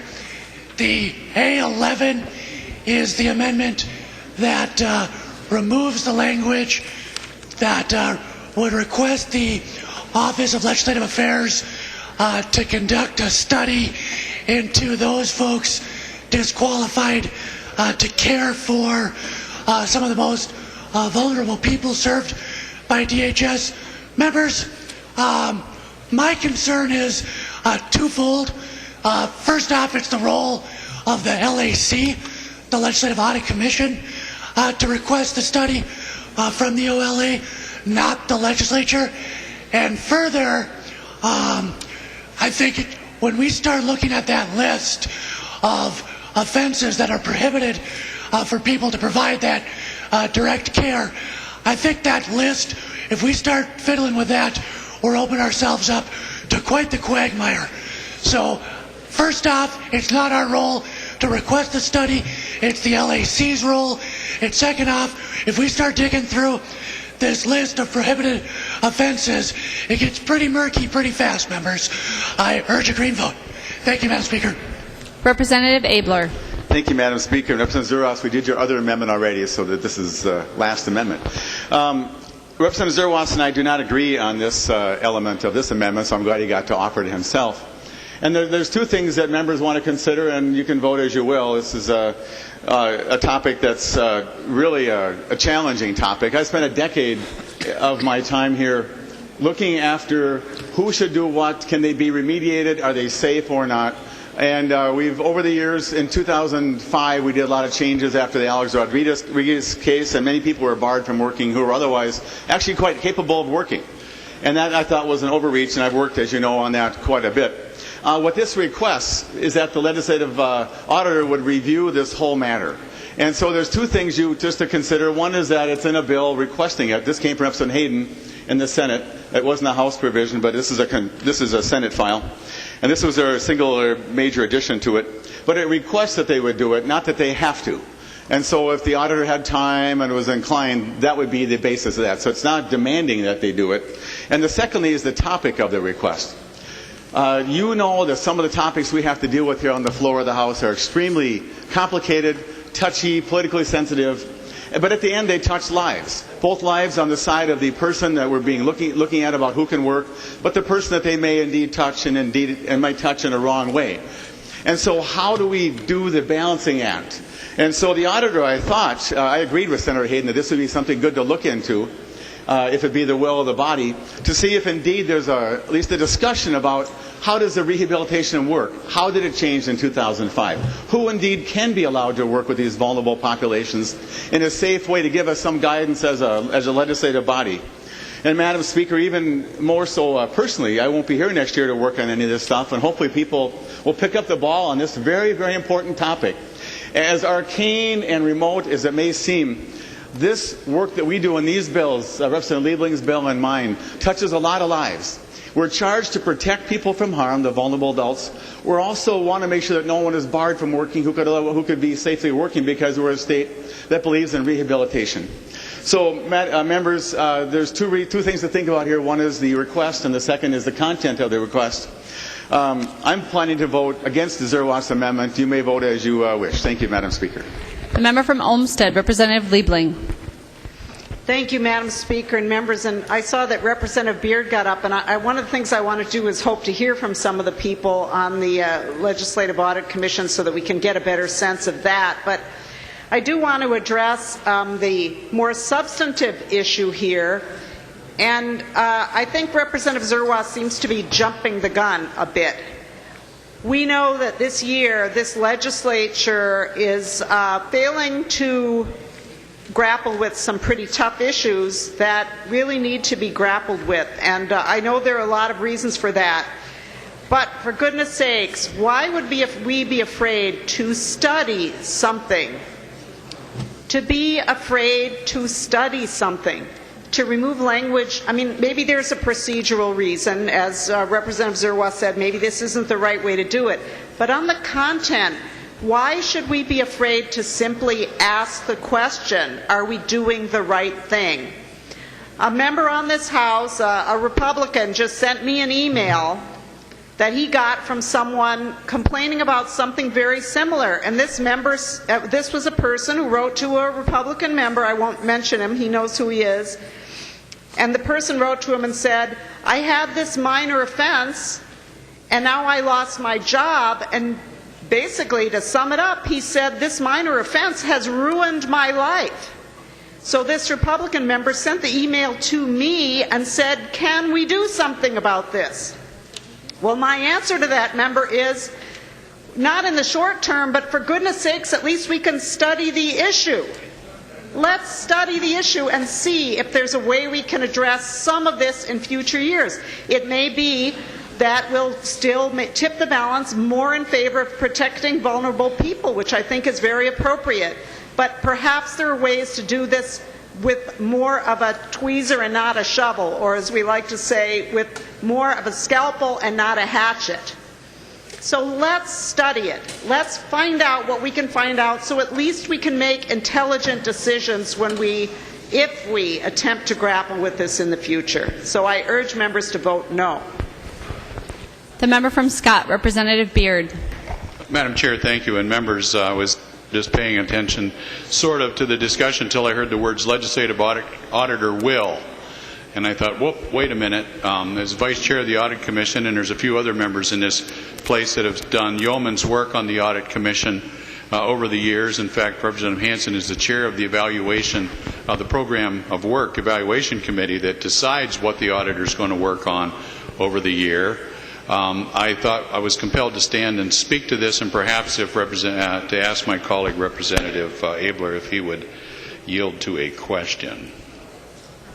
He will yield. Representative Beard.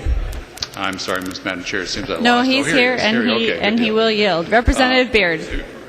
We have, Representative Abeler, we have actually a protocol that's pretty firmly entrenched in how we assign the program of work to the auditor. Members, if there is an urgency that occurs, obviously the auditor is going to be on that right away, that he has that authority to do that. Any member in this place can call the auditor and discuss an issue and raise ideas or problems that the auditor can decide whether they have time to look at. But to put it in a bill like this and kind of run around the program of work process that we all just taken part in here in March and April when we designed the evaluation program for this year tends to run cross-grain to that whole thing. So I guess my question to you, Dr. Abeler, is if this amendment prevails, and I'm about to speak in favor of Representative Zerwas's amendment because I believe it protects the Audit Commission in the process of work. If that amendment was to prevail, is there another way this work could be done, or could it come up in the program of work next year? Representative Abeler. Madam Speaker, Representative Beard, in the legislature, compared to members like you and I, there was always tomorrow. There is no tomorrow for us, apparently, which makes us dangerous, as I recall. That was a quote I heard somewhere. But just to point out, I brought you the language just so you could look at it. It says the auditor is requested, not required. It's just a request. And so it's optional if they have time and the inclination to do it. But this was a provision that came out of the Senate. It was approved 63-0, I think, and so the Senate thought it was fine to do it this way.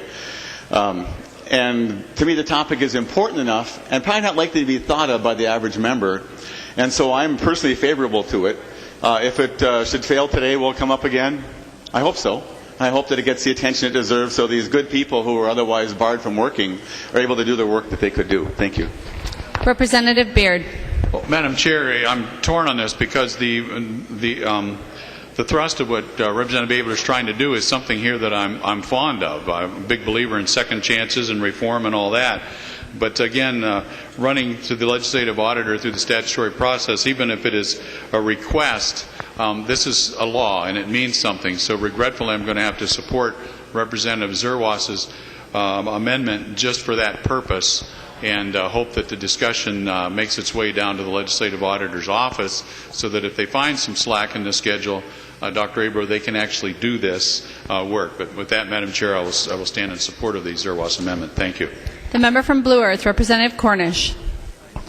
Well, Madam Speaker and members, I rise in support of the Zerwas amendment completely for different reasons, though. I just don't like the study or any idea of letting people work with vulnerable adults. I like the system the way it is. And Representative Liebling, you asked why we should be afraid of studies. I'll give you a good reason. We commissioned a study a year or two ago about sex offenders, and the study came up that we should release them into the community. A less restrictive means, whatever that is. And lo and behold, a few days ago or weeks ago, I sent you out an email where a couple of sex offenders with ankle bracelets raped and killed 4 women. That's a really good reason not to have a study. I'm afraid that I don't think the auditor knows as much about the subject as I do. And that's why I don't want to put the study to them. I don't want to release the study to anybody but us. And I think we're a good judgment of which crimes should or should not fall under a bar from working with vulnerable adults. So I approve of the amendment and the whole idea. The member from Hennepin, Representative Zellers. Thank you, Madam Speaker. And Madam Speaker, I rise in support of the Zerwas amendment as well. And Representative Abeler, Doc, I know where your heart is, and I know that your intentions are best. But I'm going to have to disagree with you respectfully. And just so members have an idea of what we're talking about, some of the disqualifying crimes or conduct. And I won't hit all of them. I'll hit what I think are the worst. And no matter how hard we try or how hard society tries to rehabilitate some of these folks, I've yet to see that. And I don't think that folks in the field would say that they have been able to cure, quote unquote, some of these folks. But we're talking about violation of predatory offender registration law, murder in the 1st degree, 2nd degree, 3rd degree, take your pick, manslaughter in the 1st degree, spousal abuse, child abuse or neglect, or a crime against children. For me, you're done right there. But if you want a few more, domestic assault by strangulation, great bodily harm caused by the distribution of drugs, kidnapping, murder of an unborn child in the 1st degree, solicitation of children to engage in sexual conduct. This is what you want to study. I don't, with all due respect, Representative Liebling, I don't need a study to tell me that those folks that have committed those crimes should not be with vulnerable adults. So members, when you vote on this, on the Zerwas amendment, go in eyes wide open on what we're talking about here. I encourage a green vote on the Zerwas amendment. The member from Dakota, Representative Hansen. Thank you, Madam Speaker. And following up on Representative Beard, I would also rise to support the Zerwas amendment, again on the procedural practice relating to a background study and review. The legislative auditor has set a plan of work for the rest of the year. The costs involved with this study, the legislative auditor also has costs. So the plan of work that's been adopted relating to program evaluations, we had a number of evaluations that we could do, and those are currently being worked on, but we've had to stagger those because of staff limitations to make those happen. So even though this is a request, and I understand the desire here, it is quite prescriptive in terms of what should be looked at. So even if there was a decision, which it's too late for evaluating for this year, it would be directing the task of the study.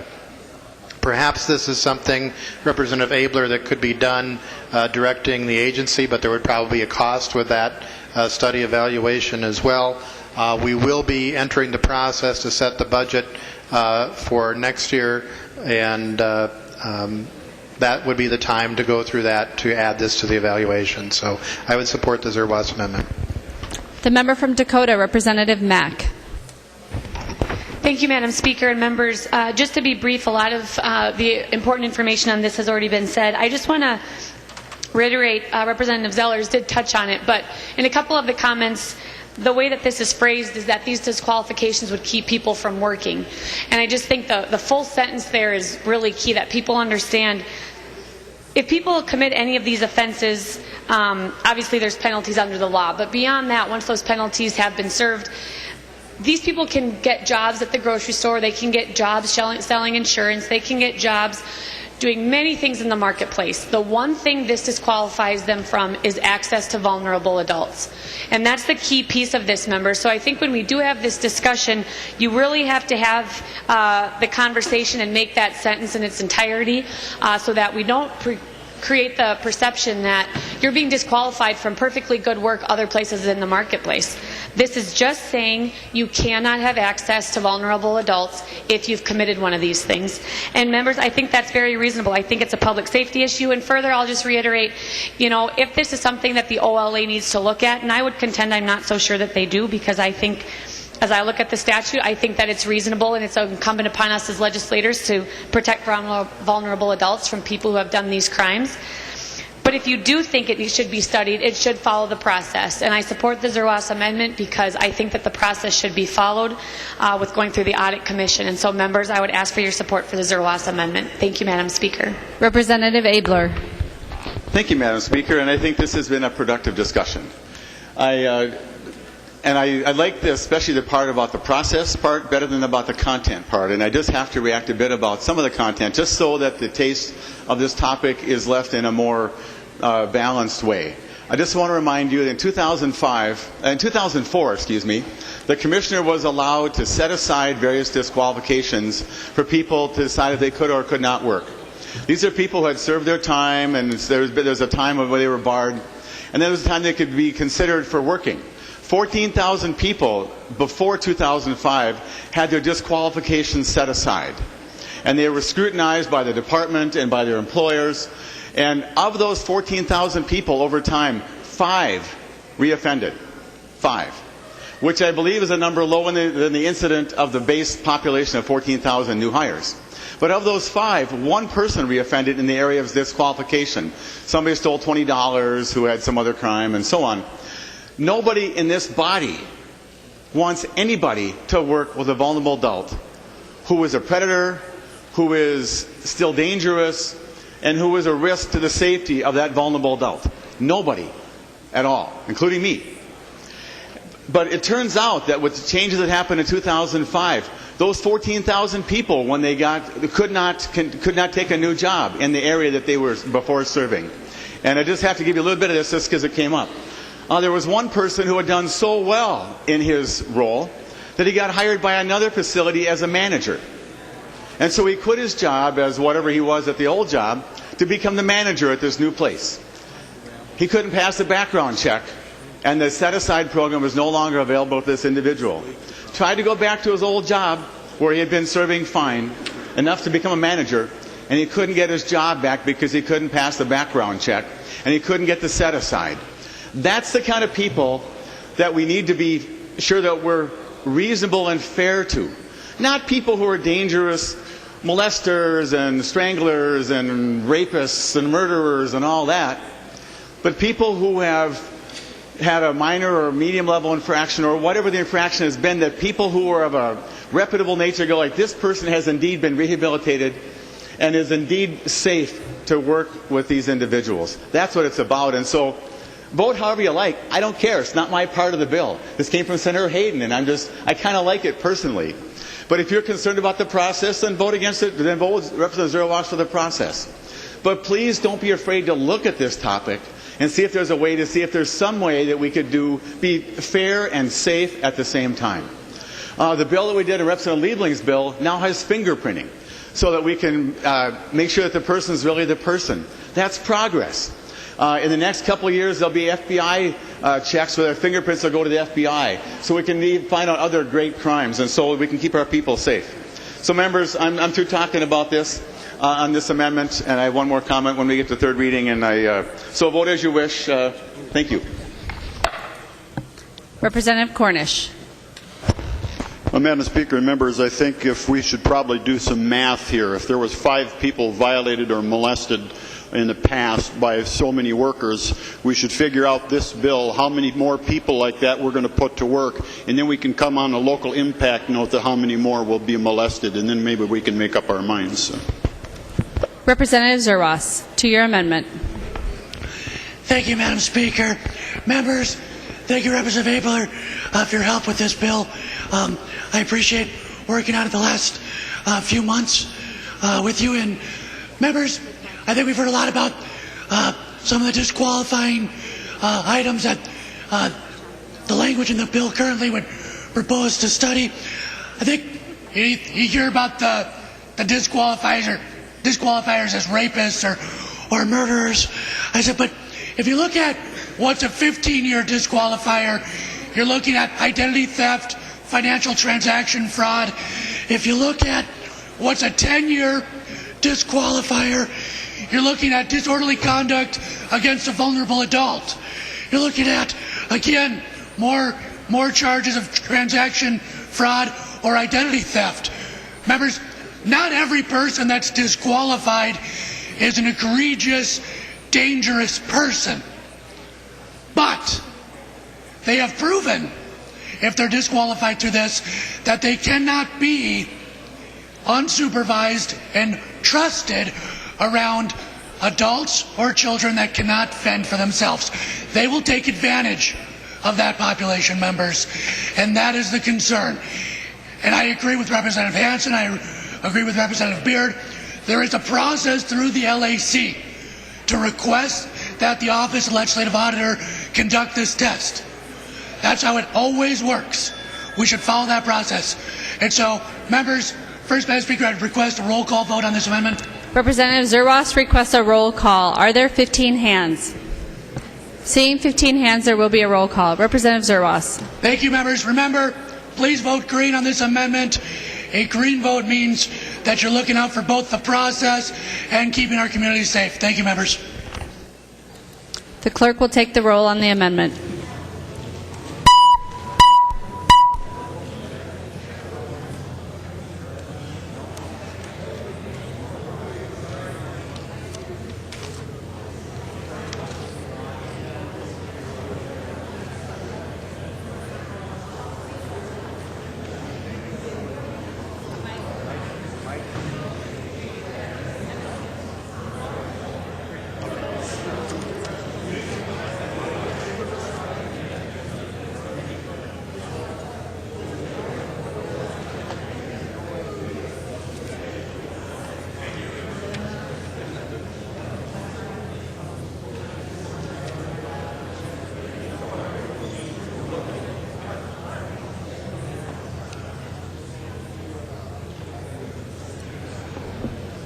The clerk will close the roll.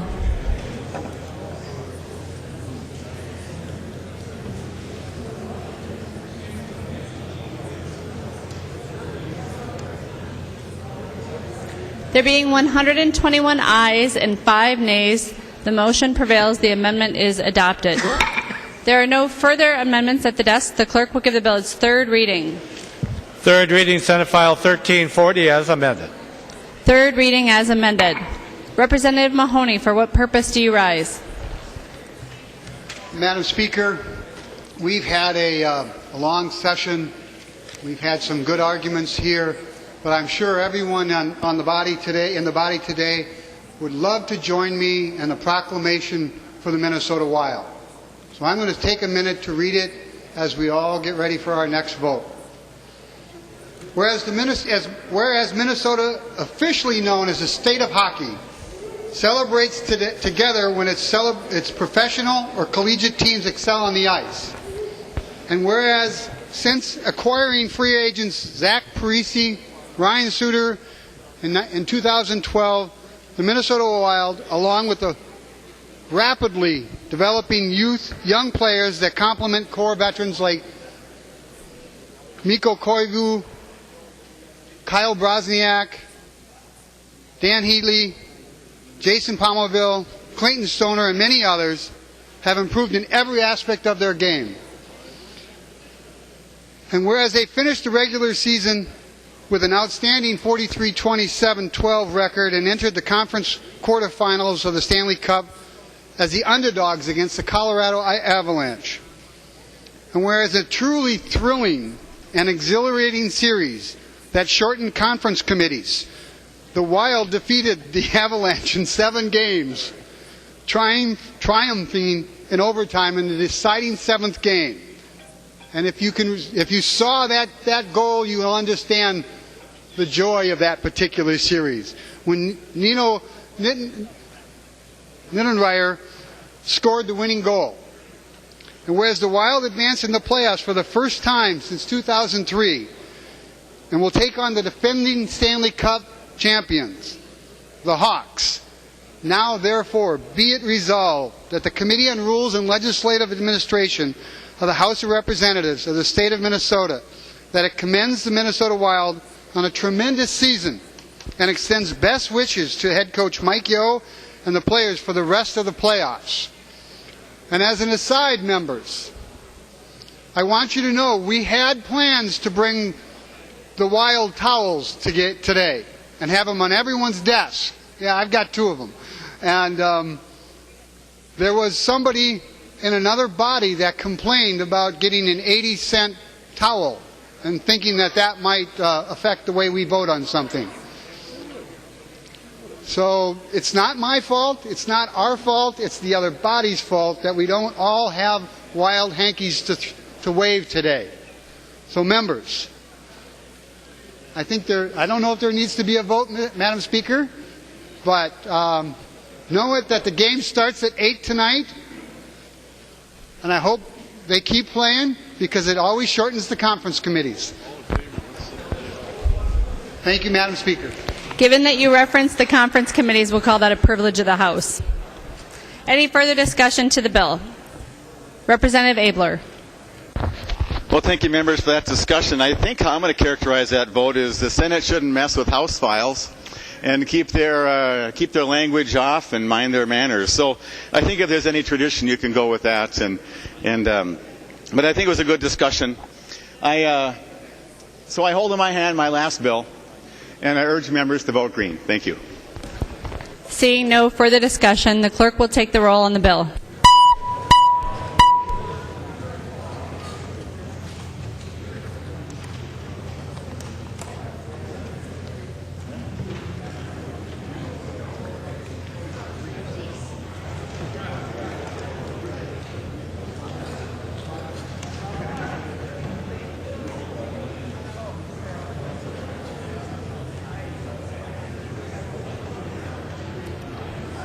Members, please vote.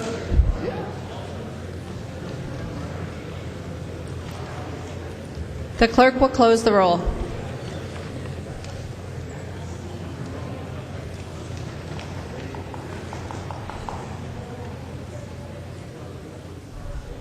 There being 129 ayes and 0 nays, the bill is passed as amended and its title agreed to.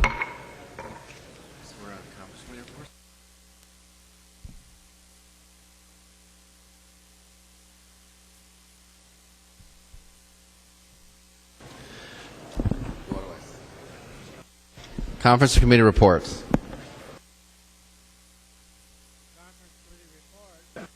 This is the Hansen motion.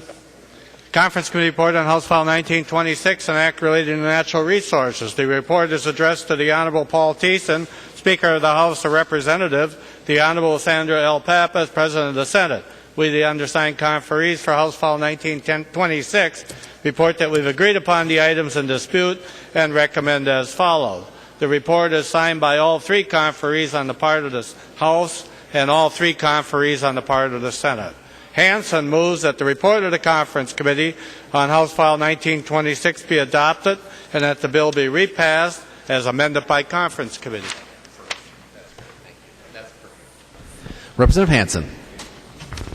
Thank you, Mr. Speaker. That is my motion to approve the Conference Committee report and be repassed as amended. This Conference Committee comprised Representative McNamara and Representative Kahn on the House side. We adopted most of the House language. The 2 pieces that were in conflict were relating to eminent domain provisions in the Senate side and appraisal and assessment provisions on the House side. We adopted a partial Senate provision relating to, from this point on, there would be no use of Outdoor Heritage Fund dollars for purchasing properties that were eminent domain. acquired by eminent domain unless it was a willing eminent domain. In terms of assessment and appraisals, we provided a provision that says that the Commissioner of Natural Resources can ask for a second appraisal on any fee title acquisition or conservation easement. And with that, that was the conference committee report. It was all on language, no changes in appropriations. Is there any discussion to the motion to adopt the conference committee report? Representative Davids. Thank you, Mr. Speaker, and if the gentleman from Dakota would yield. He will. Representative Davids. Thank you, Mr. Speaker, and Representative Hansen, what is a willing eminent domain? Representative Hansen. Thank you, Mr. Speaker and Representative Davids. There is a provision with eminent domain where it's not a hostile eminent domain, where it's willing and negotiated with the seller, that the seller is in part of that language. I think it's somewhat rarely used, but it is something that does happen. Seeing no further discussion, all those in favor of the motion to adopt the conference committee report say aye. All opposed, no. Motion prevails. The clerk will give the bill its third reading as amended by conference. Third reading, House File 1926, as amended by conference. Third reading. Any further discussion? Representative McNamara. Thank you, Mr. Speaker and members. This is a good bill. Thank you, Representative Hansen, Representative Kahn, for bringing things forward. Representative Davids, to answer your question about eminent domain, there is a provision in this bill that was a Senate provision that I think many folks on this side of the aisle will like. We will not acquire land through the Lessard Sam's Outdoor Heritage Council by eminent domain. It's no longer allowed. There is a provision in eminent domain law that allows the property owner to have the government entity take the land by eminent domain, where they get some different tax provisions over the next 3 years. That's the reason for it. So technically their land is being taken by eminent domain, but as Representative Hansen said, it is willfully, so it's kind of the opposite of a gotcha. I'm not sure how you'd really explain it, but it is a good provision for those folks in that situation. Members, I think this is a good bill. It's got a lot of good things in it. It really does a lot for the environment. Would appreciate your green vote. Representative Drazkowski. Thank you, Mr. Speaker. Would the author yield? He will. Representative Drazkowski. Thank you, Mr. Speaker. Representative Hansen, has there been any reduction in all of the, I don't have my spreadsheet in front of me, all the thousands of acres of additional state land that this bill purchases? Representative Hansen. Thank you, Mr. Speaker. Representative Drazkowski, the investment in the outdoors stays the same. The primary differences that we had with the Senate were in language only, so the discussion that we had earlier, the amounts and the purchases are the same, and the restorations and enhancements. Representative Drazkowski. Thank you, Mr. Speaker. I encourage a no vote. Members, this bill still continues to buy thousands of acres of land and not invest it as much or proportionately in the other areas. It's disproportionately slanted, largely disproportionately slanted in favor of buying more and more state land with the money from the Outdoor Heritage Fund. Thank you, Mr. Speaker. Representative Fabian. Thank you, Mr. Speaker and members. I talked about this when we had this bill here in the House earlier, before it went to conference committee, and I have a lot of the same concerns. I'm going to mention them again. I think that what we're doing with the legacy is creating a situation that's really not sustainable in the future. We're using legacy dollars to buy more land around the state of Minnesota, much of it in northern Minnesota. We're taking land off of the local tax rolls, and then we're expecting, in order to be able to continue making PILT payments, any improvements that might happen to those parcels in the future have got to come from the general fund. And members, when we do that, eventually, when we're buying thousands and thousands of acres at a net gain, we wind up putting a strain on the budget, and I don't know if we are going to be able to sustain that. We've had this discussion before. I hope that we can continue to have it again. And we need to make sure that we are looking to the future. We are creating a situation that we can sustain. And doing it under the current system, where we're not using legacy dollars to make payments and those types of things, I think is going to, in the future, put us in a position that we're going to regret. When we buy 11,156 acres or thereabouts, and we take those dollars away from our local taxing authorities, whether it's our school districts, our townships, and our counties, and we reimburse them at a rate that's lower through PILT in some cases, that's putting a strain on some of our school districts and so forth that I'm troubled by. And I hope that we continue to have the discussion as we go forward, not just in this session, but in our coming sessions. Thank you for your indulgence, Mr. Speaker and members. Representative Hansen. Thank you, Mr. Speaker and members. This is a good bill. In the discussion of some of the details, we're losing that this is appropriating over $109 million. And there are things in this bill that have not been in there before. We have aquatic invasive species funding, which is a huge issue, and this provides the opportunity to try to get a handle on that. We have more smaller grants, so there are small groups, local units of governments, SWCDs, that can try to access those dollars to implement projects on the ground in their area. I think the appropriations are more balanced around the state. They're more balanced in topic areas, they're more balanced in acquisition, restoration, or enhancement, and they're more balanced in terms of where these projects will be invested. I want to remind members that this is an annual process, and right now you can work with the groups, the local units of government, the interested parties in your district to put together proposals. The request for proposal is out there. It was posted. You can look on the Outdoor Heritage Council website. You can see that. If you are concerned about some of the topics or some of the appropriations that are in there, it's an annual process. So there's no guarantee of continuing funding the subsequent year. And work with your folks. Try to provide them with the chance to apply for needed projects that are probably in each of your districts. This is a good bill, and I would ask for your support. Seeing no further discussion, the clerk will take the roll on the bill.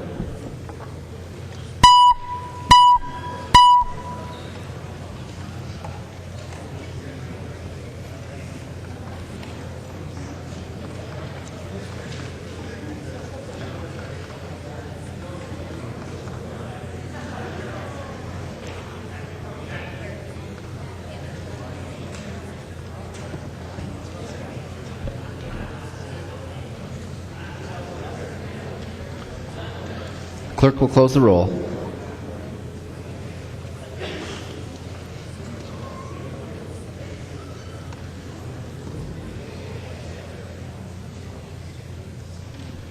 There being 90 ayes and 39 nays, the bill is repassed as amended by conference and its title agreed to. Another conference committee report. Big one.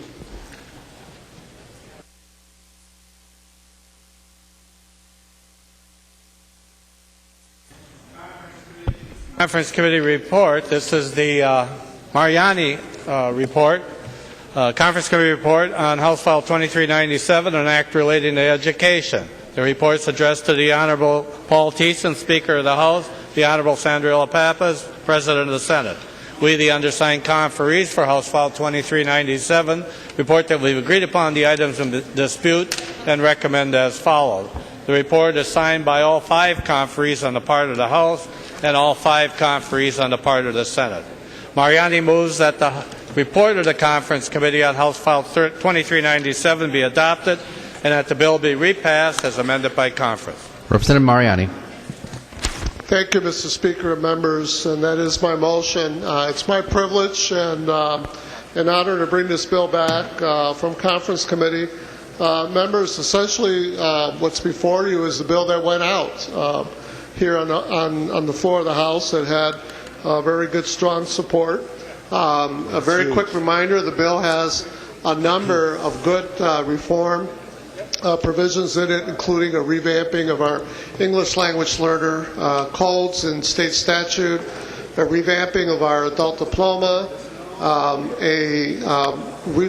a revamping, but an additional option under our Minnesota teacher licensure exam requirements, and some very forward-looking work related to career pathways and technical education.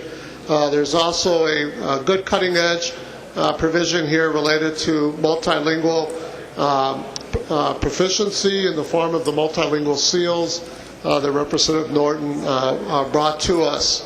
Members, as I said, the bill is pretty much the bill that went out from here as it comes back from conference.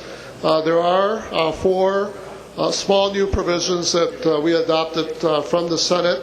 One has to do with students that students can receive a high school diploma from an intermediate district or educational cooperative responsible for an area learning center. There are also 2 PSEO provisions having to do with publicity and consular requirements of districts and related to PSEO. There's adding alignment of education governance structure to the list of what the P20 partnership must report on. And then there's finally there's providing flexibility for the Department of Ed for early learning scholarships so that siblings of recipients and recipients in following years automatically receive scholarships as long as the funds are available. We have 2 provisions that are no longer in the bill that came off the House floor. One actually was shuttled over to our Appropriations Committee, and that's a provision that has to do with the English language learner definition, which created a fiscal impact. Actually, the Appropriations piece already had that piece in it, so they'll be taking that up in that committee. And then there was a provision that Representative Uglum offered here on the floor, and we took it. We all took it here on the floor of the House, requiring the Minnesota State High School League to review and report on making its tournaments more competitive. Members, we did offer that provision as part of our offers. We did fight for it. The High School League came and testified in conference committee prior to our final closing of the bill, and said that if we didn't take it into the bill, that they would, in fact, do that kind of reporting. And so the Senate refused to take it, but we certainly carried the water for Representative Uglum, who's carrying the water for all of us in terms of fairness, and we certainly got the attention of the Minnesota State High School League. So members, with that, that's the essence of the motion to adopt, and I encourage your support. Any discussion on the motion to adopt the Conference Committee report? Seeing none, all those in favor of the motion say aye. Aye. All opposed, no. Motion prevails. The clerk will give the bill, or the bill its 3rd reading as amended by conference. 3rd reading, House File 2397, as amended by conference. 3rd reading as amended by conference. Representative Erickson. Thank you, Mr. Speaker, and members. Would Representative Mariani yield to a few questions? He will. Representative Erickson. Thank you, Mr. Speaker, and Representative Mariani, I congratulate you on your bill. It isn't my bill that I would have wanted, but I know that you worked very hard to accomplish what you think is best for our students. But members, this is another grand sweep in education policy. And I just thought this year, in an unsession year, we should take a chance to let our school districts catch up. And I hear from them frequently about last year's mandates, and so I'm afraid we have more this year. And now they're going to have to put more time, actually take it away from the students, to implement some of these policies. So Representative Mariani, if he would yield, Mr. Speaker. Representative Mariani, Article 1, I know both you and I feel strongly about English language learners. As you know, I would have supported an incremental change in the education code, but you have chosen this very sweeping change. And so I want to know, to what extent do you think this unfunded mandate will change what happens in our classrooms? Representative Mariani. Mr. Speaker, members, and Representative Erickson, and first of all, thank you for your acknowledgement of our efforts this year and for the collegial, competitive, but collegial spirit in which we worked through this year. I would take issue with the description of Article 1 as an unfunded mandate. However, members, this has to do with the English language learner students. And if anyone created an unfunded mandate, it was us 12 years ago when we stripped away funding from our schools precisely at the point in our history when ELL students were rising. They're our fastest growing student population in the state. And that's when we lowered the cap of 7 years for those students down to 5 years. As you know, Representative Erickson, we do have a provision in a very strong provision, I would add, in the appropriations bill that would move us halfway back to where that funding was 12 years ago, so that there will be a 6-year cap. I think that is an appropriate thing to do. Not only for the expectations of the new policy parameter in this bill, but also because of fairness, because we took those funds away from them, a dozen years ago or so. And as to the policies themselves, and we talked about this when this last came off the floor of the House, and we spent some time on it. Quite frankly, members, we're not going to close the gaps. We're not going to close any gaps in this state unless we get it right, especially with this population of students. It is our fastest growing student population group. Most of them are students of color, and many of them, overwhelming, are immigrant students. It requires and it begs a redoubling of our efforts in Minnesota, particularly tailored for this student population. What you have before you are a set of policies that do span our entire ELL code. That's true, because it has to, if we're going to be able to make headway for the benefit of our state. And so, is it too much for us to do this year?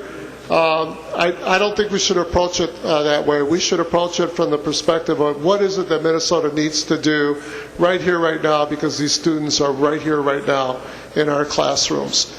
I think that the policy that we wrote, we're very deliberate, very careful to make sure that we wrote it in such a way that we didn't outpace, we didn't get out too far ahead of the capacities that exist in our schools. We crafted language that was very appropriate to whatever level of capacity that we have around the state. And so I suspect that the full benefits of this policy, we're not really going to be able to reap that, for a number of years, but we're getting our schools off to a terrific start with a whole new powerful policy frame. So Representative Erickson, too much? I don't think so. I think closing the gaps is going to require strong, urgent, confident action reflected by a good, strong, confident policy frame. And my hope, and I hope you'll join me in this, is that the Appropriations Committee, and I hope you'll join me in advocating with them, that they do the funding from 5 to 6 years, so that helps with that ramp up of capacity that we hope and that we should properly expect of our schools as they prepare this fast-growing student population in the state of Minnesota. Representative Erickson. Thank you, Mr. Speaker. And I understand what you're saying, Representative Mariani. My concern is, in my conversations with teachers, is they're still struggling to teach to the standards. And I know that we've adopted the world standards in English language learning. We did that when I was chair of policy. Nevertheless, this is so much and then listening to the governor lament in a state of the state that now we're asking more testing of our high school students, it's at some point we need to slow down. And we need to let our teachers and our school leaders ingest what it is we're sending to them, because members, in all honesty, I don't think some of them are. I think that they're just avoiding a lot of these laws that we put in place because they simply don't have the time to accomplish it all. So with that said, Mr. Speaker, would Representative Mariani yield to another question? He will. Representative Erickson. Thank you. Thank you, Mr. Speaker. Representative Mariani, so to what extent, because this bill is very strong in also encouraging the native language to be mastered, so to what extent do you think parents will have a say in whether or not the native language should be cultivated and developed? What do you foresee happening within our schools in regard to parent empowerment in regard to cultivating and developing the native language? Representative Mariani. Mr. Speaker, Representative Erickson, and members, thank you for the question. We do have provisions in Article 1 ELL that does set strong expectations of school districts working very closely with parents, with all parents, but obviously with parents where the home language is not English. We do that with expectations of early childhood all the way through out to 12th grade. So I'm glad you pointed this out. This is critically important. If we're going to be successful with any of our ventures in K-12, we're going to need that ramped up interaction, involvement of parents with our local schools. Representative Erickson. Thank you, Mr. Speaker. And just a comment before I ask my next question. I think, Representative Mariani, you need to be aware of the ambiguity in the SEALS language, and perhaps Representative Norton wants to pay attention to that, because I'm not sure how schools will fulfill that mandate. If you check page 5.25, I think there's something that may become onerous for school districts when they're trying to find these young people. I'm sure they're high school students who are excellent in the language. And so I just recommend that you check that closely, because I think that we have placed a mandate on our schools to go out and find those young people and then have to follow through and find that test, have them take that test. It's almost like sitting for the ACT or the SAT. And I just want you to be thinking about that and be aware of that if we get any feedback of that. But Mr. Speaker, would he yield to another question? Representative Mariani will yield. Representative Erickson. Thank you, Mr. Speaker. Representative Mariani, in Article 1, Section 43, page 58, where you have the repealer, which you know I really very much appreciate. But what's the practical effect of that repealer when it comes to teacher changeover or moving the teacher, a regular teacher, out of the classroom into an ELL position or vice versa? You know, I'm just wondering, what's the practical effect of that repealer? Representative Mariani. Mr. Speaker, Representative Erickson and members, first of all, in regards to your first comments, that entire section around the SEALs, the biliteracy, that's permissive language. You know, what we're saying is that school districts should encourage this to come about.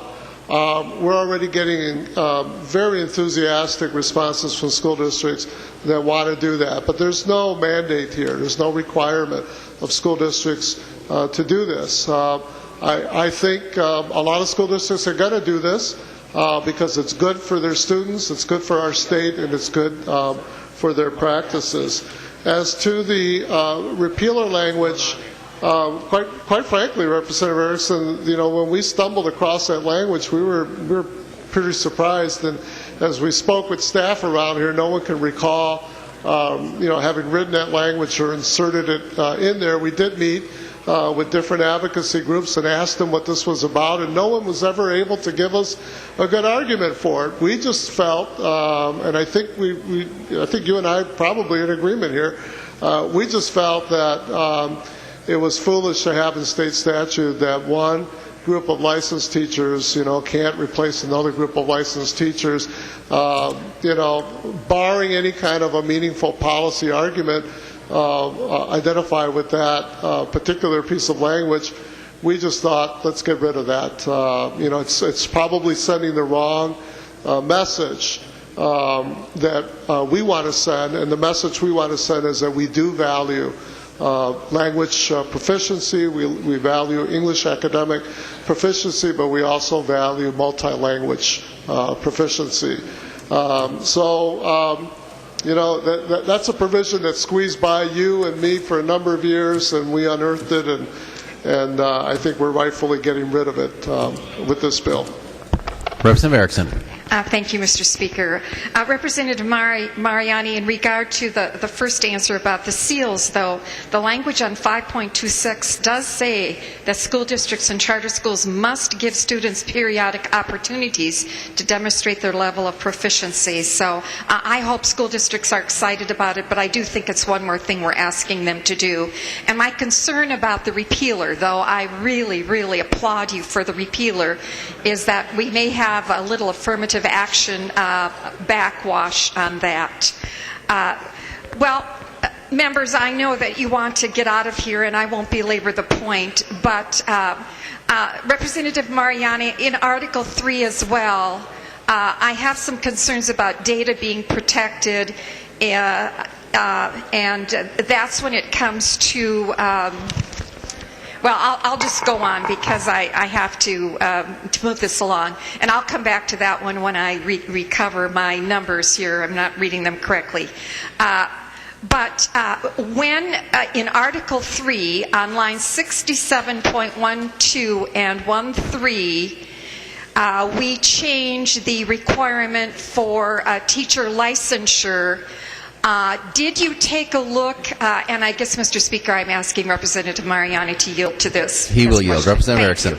Did you take a look at the effective date and to what extent that's going to help Representative Salzer's immersion teachers who have the provisional license or the 1-year or 2-year license, or for Representative Erdahl who had Mr. Devine?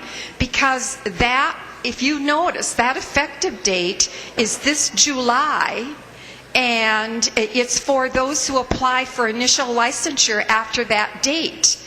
And I realize we still have the 1- and 2-year provisions in place, but is this really solving the problem using that effective date? Would you comment on why you chose that effective date? Representative Mariani. Speaker and members, I think Representative Erickson answered her own question when she identified that the current waivers are still in play. And so the individuals that she named will continue to be covered by this. Obviously, we're creating a new framework in addition to the existing basic skills test, a new opportunity, and it seemed perfectly logical to move with that forward as quickly as possible, given the fact that we've had such huge non-success with what many of us feel is a flawed basic skills test. We heard from the Board of Teaching that this is quite doable, and so we're very comfortable that we have the right balance that Representative Erickson is looking for. Representative Erickson. Thank you, Mr. Speaker, and I will close here. I think there are some places where we have some ambiguity, and I wish I could have had a chance to serve on the conference committee, but I realized because I did not vote for the bill, I couldn't be there, and I had other commitments, so I did not attend the meetings. I did send some word with our conferee, but there are places of ambiguity in here, and on page 108.12, I don't think that change is going to protect school choice when we change now, and I know this bill is going to pass, but on page 108 where we have the DSEG and the inclusive education rules that the commissioner is now going to be able to promulgate, and those could affect our students who are in charter schools, and Otherwise, this just concerns me that we have not protected school choice by disallowing parental choice in the choices that we have over the years promoted here for parents to choose the school to which they want their child to attend. And now this rulemaking is probably going to impose upon that. I think that raises some questions, and it certainly raises some concerns for me. But I congratulate you again for getting your bill conferenced and the conference report returned to us. I know how much work it is to do all of this, and I know you believe strongly in these policies. We just have a difference of opinion, but I thank you, and I'll be voting no because I just have a different approach and think differently about our parents and students in regard to adding more policies in a year after we added a great deal of new policy. So with that, members, I'll be voting no, but you choose the way you want to vote. Thank you, Mr. Speaker. Representative Erdahl. Thank you, Mr. Speaker and members, and particularly thank Representative Mariani for his work on this bill. And thank you for including the minority members in the process. I think it was a very good process. I've enjoyed these last couple of years on the Education Policy Committee working with Representative Mariani, Representative Marquardt, Representative Sandra Erickson, even Roger Erickson. It's been very a humble representative from Acton Township. Really appreciated the opportunity to work with these fine people in education. And I appreciate what Representative Erickson's comments just now. I think she brought out some very important concerns that she has regarding this bill. But in my opinion, it's basically a pretty good bill. There are provisions that I worked on that were included. Representative Breinert and I worked on the provisions on career technical education, trying to line up post-secondary education, K-12 education with career options. I think that was important. I have a provision that was included on trying to raise our standards for teachers by doing a pilot program on student teaching. I think the English language learner provisions that Representative Mariani worked very hard on are good in here. I appreciate also that provisions were included for Representative Hoppe and Representative Detmer on issues that they were concerned about. Now, there are things that I did have some questions about, and Representative Erickson touched on them somewhat. I would have preferred the Erickson plan to allow for MTLE and ACT tests to be taken instead of one or the other. PSCO, the effective data she mentioned, I wish that would have been different so that it would have addressed some of these teachers that had problems with this earlier. Also, on PSCO, I've never really been a great fan of it, but it is now law, and we should let parents and students know how it works and what it costs, and that provision was included in the bill. So, in balance, you can look at some things that maybe you would have done differently, or some things that I think turned out pretty well, and on balance, I vote for the bill. Representative Quam. Thank you, Mr. Speaker. Would the chair and author yield to a multifaceted question or two? He will. Representative Quam. Thank you, Mr. Speaker. Representative Mariani, I'm curious on page 27, line 17, effective differential instructional strategies. And in that context, I'm trying to understand, because from what I've read, the best for any student with English as a second language is to quickly come up to speed with the English language and proficiency.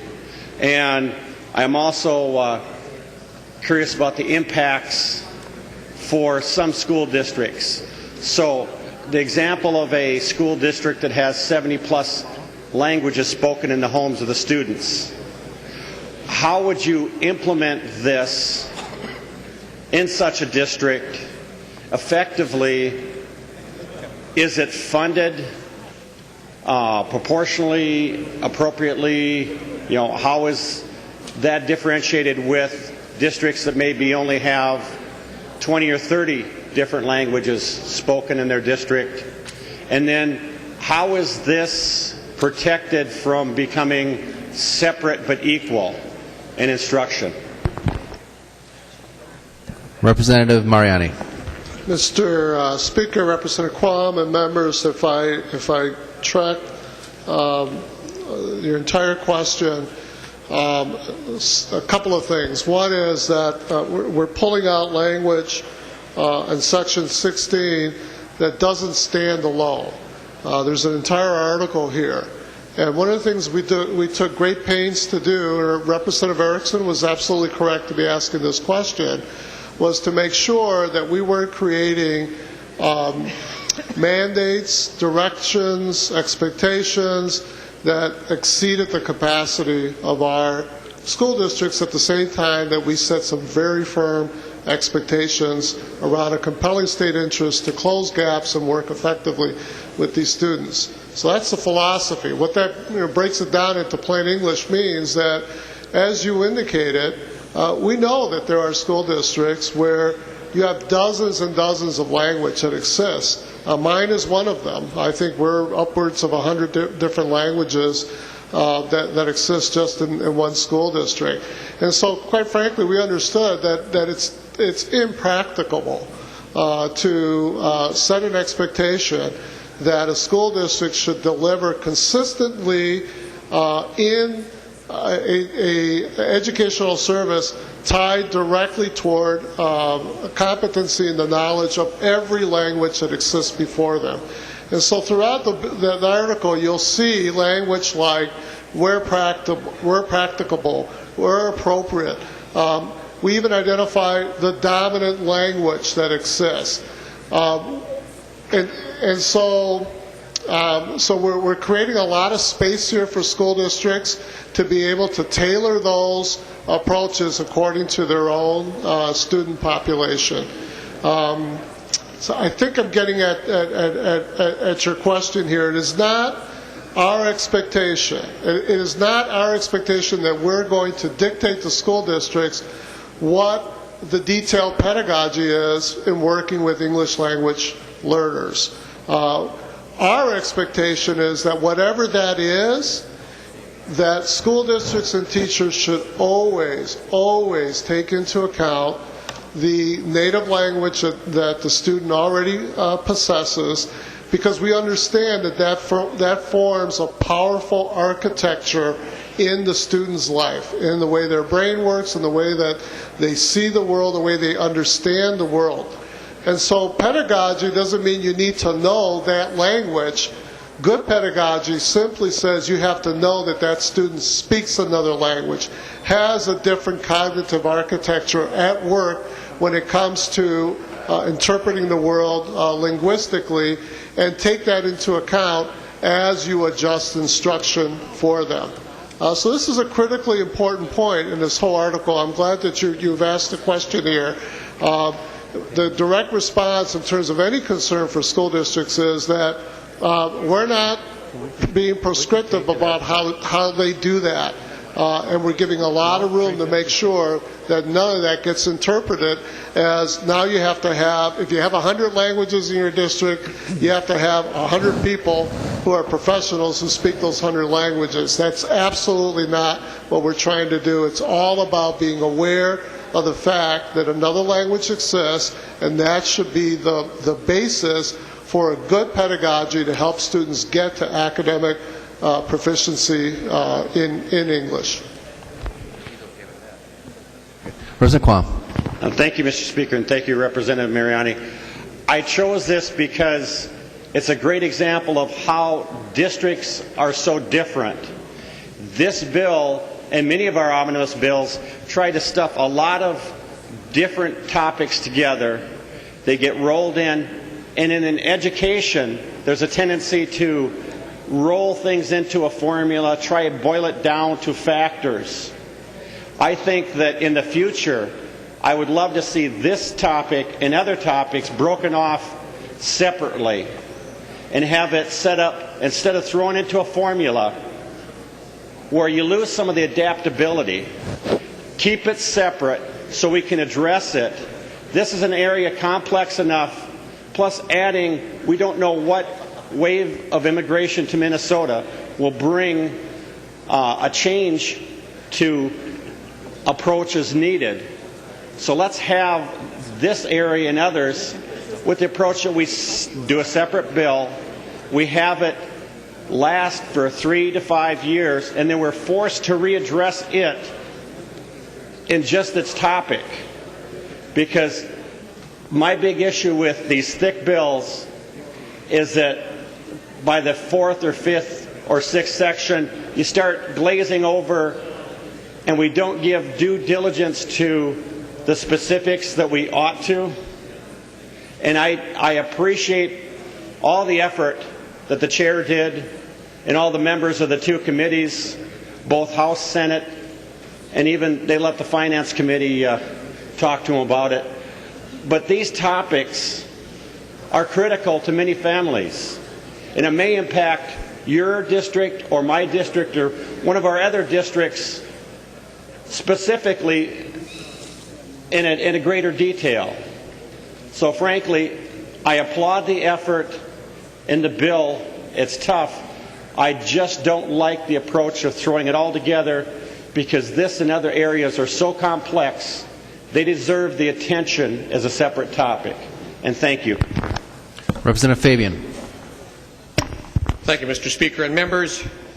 I'll try to be brief. Representative Mariani, I've had some discussions with you about some of the mandates in the bill, the PSEO. Members, I'm sure that some of you have heard from your principals and superintendents about this with the new mandate that's there. And in addition to that, I also want to mention that,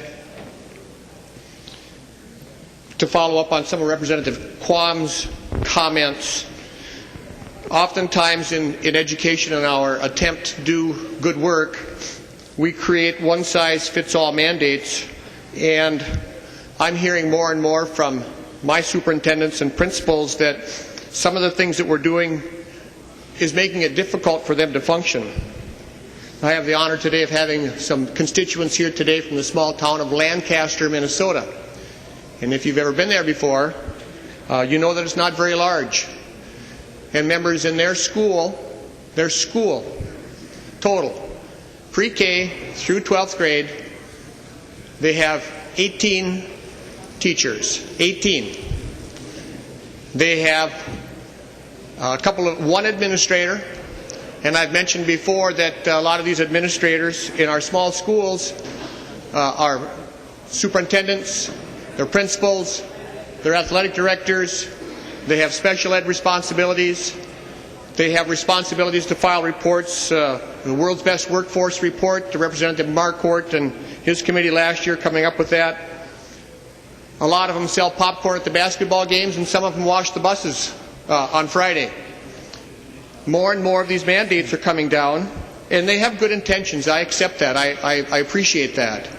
But one of the other things that we're doing, and if Mr. Speaker, if Representative Mariani would help me to clarify, if you'd answer a couple of questions, please. He will yield. Representative Fabian. Representative Mariani, on the PSEO mandate, I want to make sure that members understand what's going on with PSEO, and I support that. I like the concept of that. But more and more I'm hearing from, I've got 2 emails from friends of mine who are principals in the Iron Range, talking to me about the effect, concerns that they have about the mandate that's coming with the PSEO. So when schools now are going to be required to advertise and promote using their finances the PSEO options for students and families, if a student chooses to use the PSEO option, does that school district retain or lose their state funding? Representative Mariani. Mr. Speaker, Representative Fabian and members, and thank you for the question. And members, first of all, I suspect Representative Fabian and I are going to disagree on this. What he calls a mandate, I see as just simply our school districts in our state remembering who their number one customer is when it comes to public education. It's not the system. Who we are seeking, and this is critically important, members, it's probably the most important thing we do in our state, which is to educate and provide opportunities for our next generation. That's how we ensure our ongoing ability to survive as a state and prosper. And so, mandate, members, this is about getting it right for students. This is about getting it right for parents. And by the way, members, in the bill, there are a number of both governor's unsession provisions, which are about eliminating certain mandates, as well as a number of provisions that Representative Erdahl brought into the bill that the Minnesota School Boards Association brought us. Half a dozen of them getting rid of mandates and archaic law. But back to Representative Fabian's question, Representative Fabian, and I believe you're referring to Section 31 of Article 3. That language works off of existing state statute that's been here since the beginning of the PSEO program about 30 years ago, when Governor Perpich brought that concept, and Representative Connie Levi, who I think was the majority leader of the House at the time, championed that provision. And in Section 31, we set an expectation of school districts relative to the importance of providing critical information to students and to parents about this thing called PSEO. You can call it a mandate. Members, I call it just providing the necessary empowering opportunity or information about opportunity that provides access for students and parents all across the state. Representative Fabian, to your question about the issue of the finance with schools, that hasn't changed. We're not doing anything here that changes what happens in terms of formula or funding allocations to school districts. Yes, those do walk with students, not all of it, but a portion of that walks with students to cover their costs for this great access to post-secondary education. There's no change in this bill to that. There has been no change in that for almost a generation. That has been the design here for many, many years. Members, and Representative Fabian, you and I had a good conversation about this, and I appreciate that you came over. We had a good collegial conversation. I understand you're asking the questions in public the way you should be asking to be able to understand this work. But members, PSEO has been a proven access for students all across our state. It put our state on the map in terms of educational opportunity. It's a good thing. We are serving our number one customer, our number one responsibility, which is our young people. Frankly, I also think PSEO will become an outdated thing, and probably rightfully so, as we find more powerful ways to turn our secondary schools precisely into those kind of opportunities that are present for all students, not just some students, but all students, to be able to access high rigorous college courses. That's the direction that we're going in over the next several years. It's a very exciting direction. But yes, in the meantime, we have PSEO. It does take money out of school districts to post-secondary to cover those costs. But that has been the law for about well over 30 years in the state of Minnesota. Representative Fabian. Thank you, Mr. Speaker. Well, thank you, Representative Mariani, and I appreciate that. And we did have a good conversation. I'm simply reflecting the concerns of several administrators across, I'm going to say northern Minnesota, because I have an email from a friend of mine here who's a principal, and he says that one of his neighboring school districts has lost 70 of their, what he calls, highest flyers to one of the local community colleges. And I'm a supporter of the community colleges, but my point here, members, is similar to my concerns with the legacy bill that we just passed. You know, we have a strong obligation in the state of Minnesota to fund public education, and I'm a supporter of that. Full disclosure, you probably saw a little while ago I was standing by Representative Erickson when they asked for former teachers to stand, and I spent 35 years in the classroom. And so I understand that, but I also understand what goes on in our small school districts. I mean, most of the school districts that I represent have far less than 1,000 students in their whole school system. Some of you represent school districts that have many thousands of students in your districts, and it's difficult for a lot of these small schools districts to live with these mandates. And I just hope that as we move forward that we can do some things that are going to make it easier for our school districts, because quite frankly, members, last week I think it was U.S. News published a list of the top schools in the nation, and I have the good fortune to represent a number of schools that made that list, including Badger and Greenbush Middle River and Kitson County Central and Hallock and Tri-County and Carlstead, including in back a couple of years ago, Lancaster Elementary School in Lancaster, Minnesota was rated the top elementary school in the state of Minnesota. So my concern is that we are creating mandates that at some point in the future are not going to be allowing our school districts to be sustainable. We're putting a tremendous amount of pressure on them on their budgets, and when the 2 or 3 students in a small school district leave to choose to go to PSEO, we send that money with them, and now there's a hole that's been created in their local budget.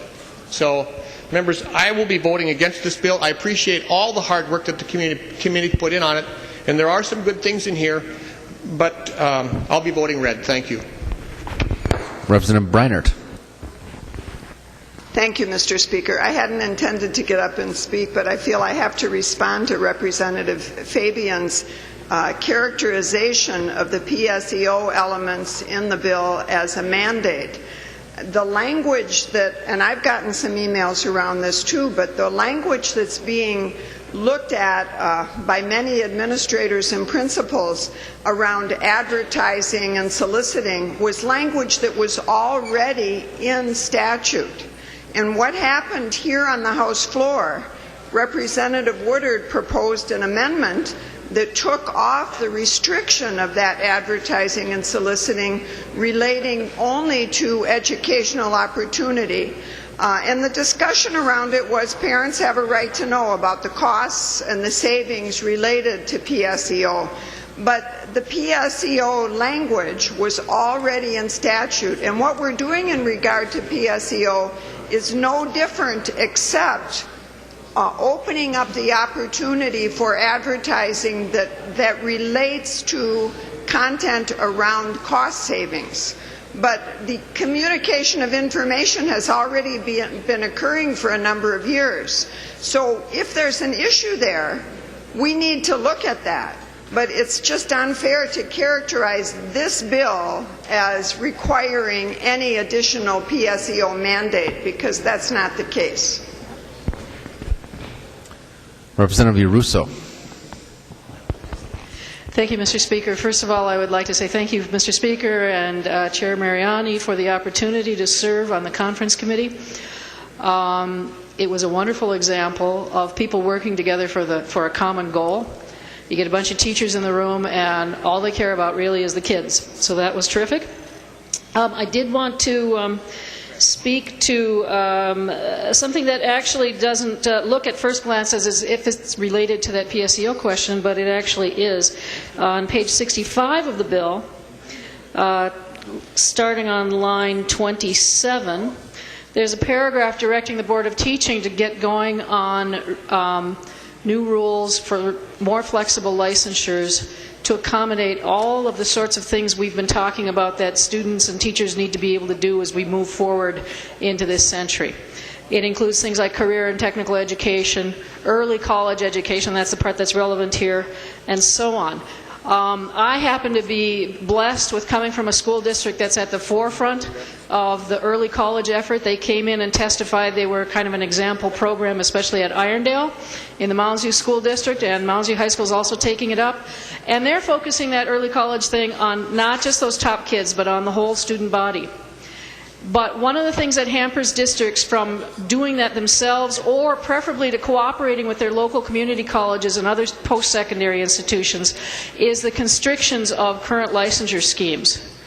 And so that paragraph in there, part of the goal is to work toward enabling those good programs to happen. And that's one of the ways local school districts can help stem the tide of people just leaving and work with students instead toward those goals. And then I wanted to kind of amplify a comment Representative Erdahl made. I know he didn't mean to misspeak, but if you aren't embedded in the issue like us, you might not know exactly where he was coming from versus where I was coming from on the teacher testing issue. He mentioned that he would have preferred to keep the MTLE and the ACT, SAT options, and what we're not supposed to speak to intent, but I've spoken to him enough times that what he's talking about is to require people to continue to take the MTLE and then be able to do the other. What the bill does is it sets those two up as side-by-side alternatives on equal footing. So we have not eliminated the current incarnation of the skills test. It's a terrific bill. An awful lot of really good effort went into it, and there was an amazing amount of cooperation and communication, not only on our committee, but between the two houses. And I urge a green vote. Representative Slocum. Thank you, Mr. Speaker. Over here in this corner, you got to wave to get noticed. The PSEO option, that was my bill. And I just want to clarify a little something for people that have some questions about it that weren't perhaps in committee or weren't involved in some of the discussions. The bill actually requires districts to provide counseling to all pupils before they enroll in post-secondary courses. Counseling before they enroll. Districts would also be required, here's your mandates again, but to keep a current website with information about PSEO options and all the post-secondary options. And they need to have their website current by March 1st so kids and parents and families can make informed decisions. I'd like you, right now if you want to, check your high schools in your districts, check their websites, see what they say about PSEO and the post-secondary options that are available. Check and see if they talk about the 10th grade option. A few students actually can benefit greatly from that. It's something we voted on a few years ago. The 10th graders can take advantage of PSEO classes. See if the websites describe how you take advantage of this, as well as for 11th graders and 12th graders. And is there anything on your high school's websites about transportation for poor kids who need transportation to the post-secondary options? Because that's also part of the deal. We worry about kids not going to college. This is a leg up. This is not about soliciting, recruiting, advertising to students. It's about informing students of an option that they have. Kids and families, for academic reasons and economic reasons, need post-secondary options. We wring our hands about the debts kids accrue as they go to college. This saves kids and families money. It's time to look at the kids, not the adults in the room. Representative Khan. Mr. Speaker and members, I've had a bill in several times which went a little further than Representative Norton's very much more sensible procedure, which got passed this year, which reflects the fact that we do live in an international world. And I've suggested that all our schools have a requirement for, and it's actually pretty minor, it's for before high school graduations to be people to be fluent in another in 2 languages. So this gives kind of a boost up to the ones who start out knowing 1 language, and then English becomes their second one. But for the students, like most of our children, to whom their first language is English, it prepares them for living in a better world, in a more realistic world. My grandchildren who are growing up and being educated in English in Montreal are supposed to be fluent in 2 languages at the end of elementary school and 3 languages at the end of high school. I must say the one who's choosing her 3rd language is choosing Japanese because she says it's good for karate. But anyway, this is the other thing that I've heard is that Utah has become a selective place for international businesses to locate. Why? Because all of those people who go on international missions come back learning a language, and there are more people who speak 2 languages in Utah than anywhere else apparently in the country. So I would suggest that we start thinking about this. It does 2 things. It gives our own kids an edge in life in an international world, and it gives the kids who come into school already knowing a second language a step up instead of a step back. So I would hope that we would work on this for next year. Representative Mariani. Mr. Speaker, members, I think you got a taste for here on the floor of the House for the nature and the level of debate and discussion that we've had in the K-12 stream for a number of years, especially this year. It's been a real privilege and honor to work with all of you from both sides of the aisle, fashioning good public policy. We don't always agree, but I think one thing we do strongly agree is that we care awfully a lot, a whole lot, about our young people in the state of Minnesota. And so we approach our work very seriously, very deliberately. We'll go long hours, wrestling over, good policy. Obviously, in the end, we make decisions about that, but those decisions are based on that quality interaction. Members, Representative Khan, I think, closed us off really well about what I think is really one of the gems of this particular piece of legislation, which is our walk into the 21st century relative to multi-language capacity building in our public schools. Representative Norton, thank you for your work and for the good people of Rochester for coming forward with a powerful vision that says, we should really expect nothing less than producing young people who are citizens of Minnesota and citizens of the world and can communicate in Minnesota and communicate in the world. I think it will make us that much more powerful, both economically but also civically and socially and politically in the world.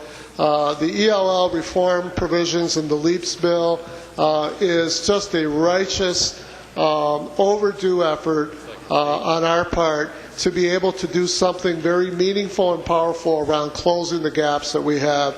We're talking about school students right now that are graduating worse than any other student population in the state, and yet we know that those young people have tremendous skills and capacities. Now we're going to have a policy frame that's going to be able to work off of what they have to get them to the level of academic excellence in English as well, that we require, that we need for them to accomplish.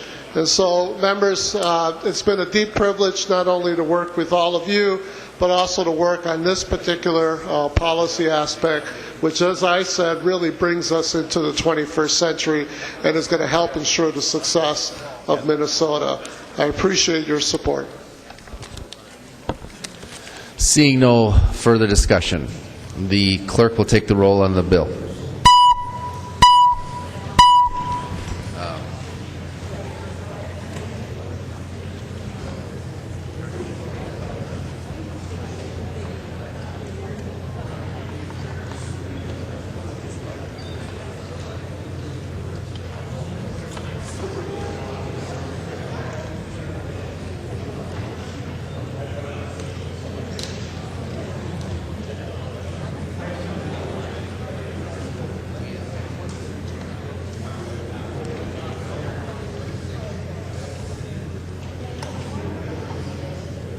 clerk will close the roll.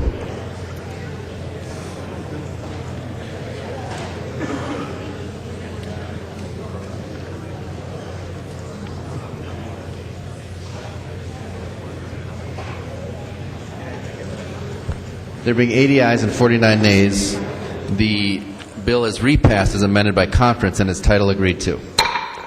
There's another conference committee report. Conference committee report. This is the Hortman report. Conference committee, House File 2090, an act relating to civil action. The report is addressed to the Honorable Paul Thiessen, Speaker of the House, the Honorable Sandra L. Pappas, President of the Senate. We, the undersigned conferees for House File 2090, report that we've agreed upon the items in dispute and recommend as follows. The report is signed by all three conferees on the part of the House and all three conferees on the part of the Senate.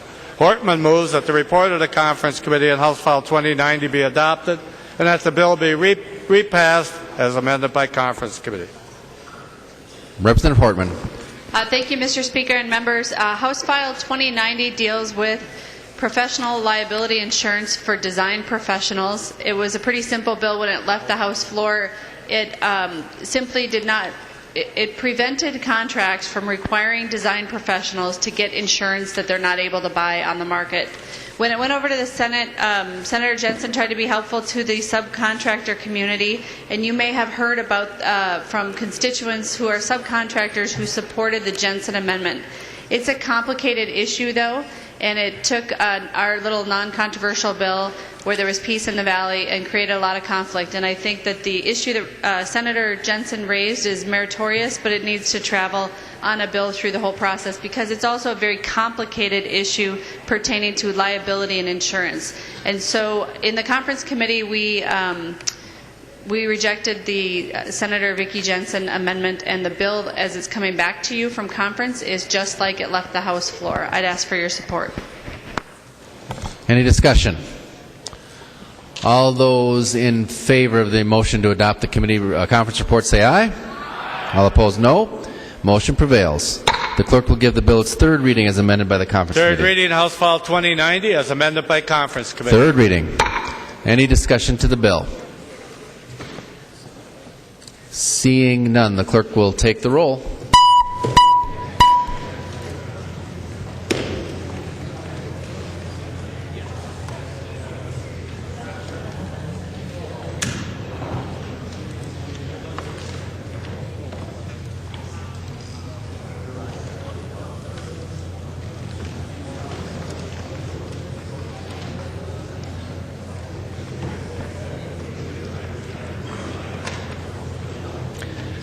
The clerk will close the roll. There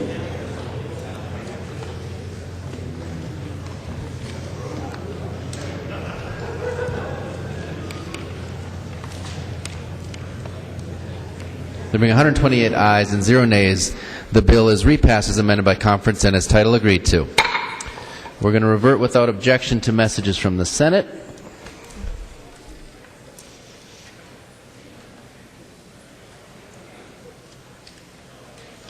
Message from the Senate. This is the Liebling motion. Mr. Speaker, I hereby announce the passage by the Senate of the following House file herewith returned as amended by the Senate, in which amendment concurrence of the House is respectfully requested. House File 1604, an act relating to Howe. Liebling moves that the House refuse to concur in the Senate amendments to House File 1604 that the Speaker appoint a conference committee of 3 members to meet with the like committee appointed by the Senate. No. Representative Liebling. Thank you, Mr. Speaker and members. Members, this is a bill that we passed last year. The Senate just passed it. They made some changes that we need to work out, and so I would ask you to support the motion to refuse to concur. Any discussion? Seeing none, all those in favor of the motion say aye. All opposed, no. Motion prevails. This is the Lawful motion. Mr. Speaker, I hereby announce the passage by the Senate of the following House file herewith returned as amended by the Senate, in which amendment to concurrence of the House is respectfully requested. House File 1863, an act relating to state government. Lawful moves that the House refuse to concur in the Senate amendments to to House File 1863, that the Speaker appoint a conference committee of 3 members of the House to meet with a like committee appointed by the Senate. Representative Lawful. Thank you, Mr. Speaker. Members, this is the bill that repeals and updates a variety of advisory councils in a variety of areas. There's sufficient differences with the Senate-passed language that I would ask for your support to refuse to concur and appoint a conference committee. Any discussion? Seeing none, all those in favor of the motion say aye. All opposed, no. Motion prevails. This is the Lane motion. Mr. Speaker, I hereby announce the passage by the Senate of the following House file herewith returned as amended by the Senate, in which amendment concurrence of the House is respectfully requested. House File 2531, an act relating to campaign finance. Lane moves that the House refuse to concur in the Senate amendments to House File 2531, that the Speaker appoint a conference committee of 3 members of the House to meet with a like committee appointed by the Senate. Representative Lane. Thank you, Mr. Speaker. This is the campaign finance technical bill. The Senate added some things and we need to go to conference. Any discussion? Seeing none, all those in favor of the motion say aye. All opposed, no. Motion prevails. Message from the Senate. This is the Johnson C. motion. Mr. Speaker, I hereby announce that the Senate has concurred in and adopted the report of the Conference Committee on Senate File 663. A conference report on Senate File 663, an act relating to state government. The report's addressed to the Honorable Sandra L. Pappas, President of the Senate, the Honorable Paul Thiessen, Speaker of the House. We, the undersigned conferees for Senate File 663, report that we've agreed upon the items in dispute and recommend as follows. The report is signed by all 2 of the 3 conferees on the part of the Senate and all 3 conferees on the part of the House. Johnson C. moves that the report of the Conference Committee on Senate File 663 be adopted and that the bill be repassed as amended by conference. Representative Johnson. Thank you, Mr. Speaker and members. This is the recycling bill where we set more assertive standards for the state agencies to reinvigorate recycling in Minnesota.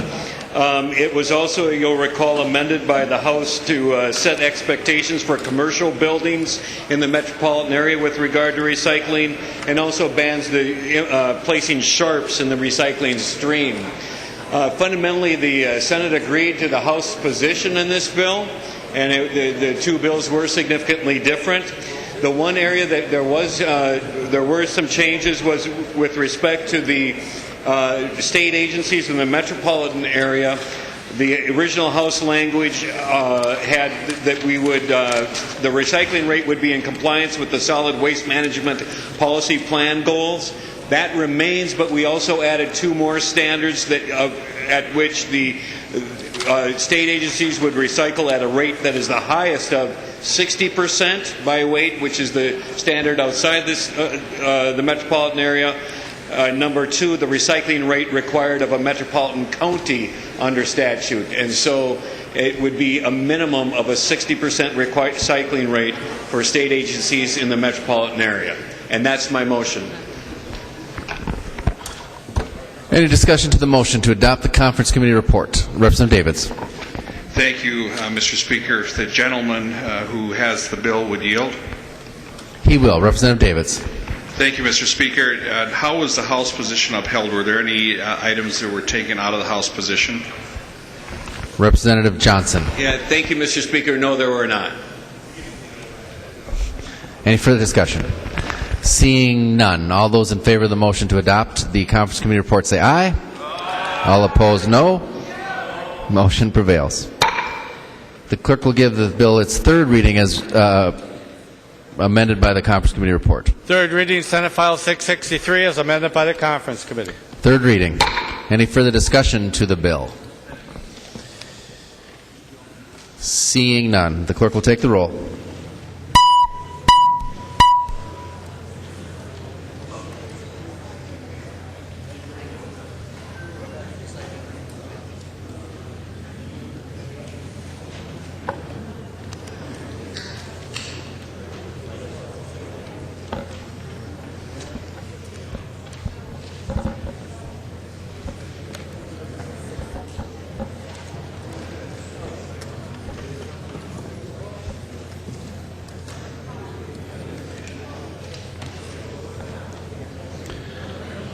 The clerk will close the roll.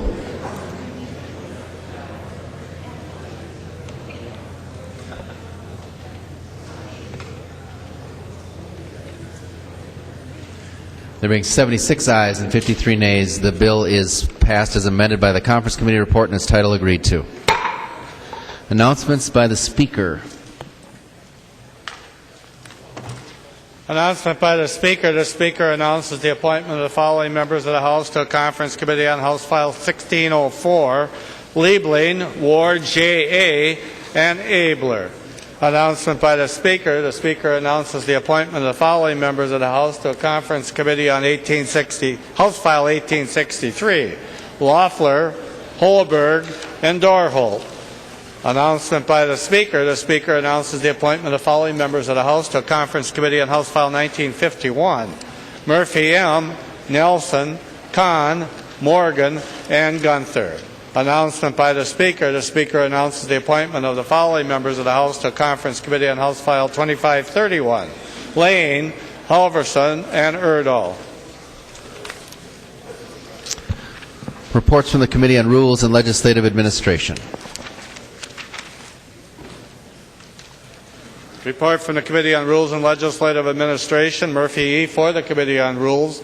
Pursuant to Rule 121 and 333, designates the following bills to be placed on the calendar for the day for Thursday, May 8th, 2014. House File numbers 3169, Senate File numbers 511, 1240, 2423, 2322, 1740, 2336, 2192, and House File numbers 2491 and 2031. Motions and resolutions. There are copies of the non-controversial motions and resolutions online and at the front desk. If there is no objection, we'll take those motions first. Hearing no objections, those motions are adopted. Announcements.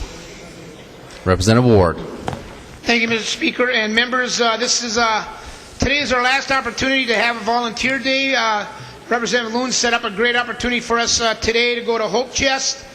Those of you that have been touched by cancer, and particularly breast cancer, like my wife had 10 years ago, and thank the Lord that she has had nothing since then, should particularly, if you have any time, members, you should come with us and see a remarkable opportunity to help and support those with cancer, and particularly breast cancer. And so we'll be leaving shortly. We're going to be there between 5:30 and 7:30 tonight.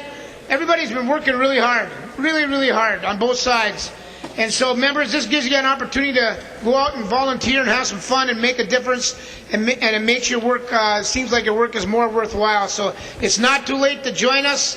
I just got a brand new batch of shirts in, so the shirts are still available. And we'll be carpooling, some of us down by the garage door, lower ramp, by about 5:10, 5:15. So, Representative Loon, thank you, and I yield to you for anything that you'd like to say. Representative Loon.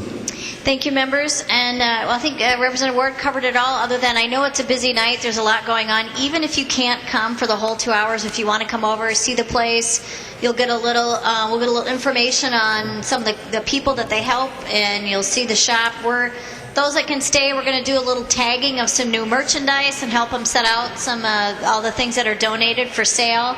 In that, but if you can just come for a while, that would be great. And thank you so much for your participation, Representative Ward, and I really appreciate how much you all have stepped up and helped participate in this very worthwhile project.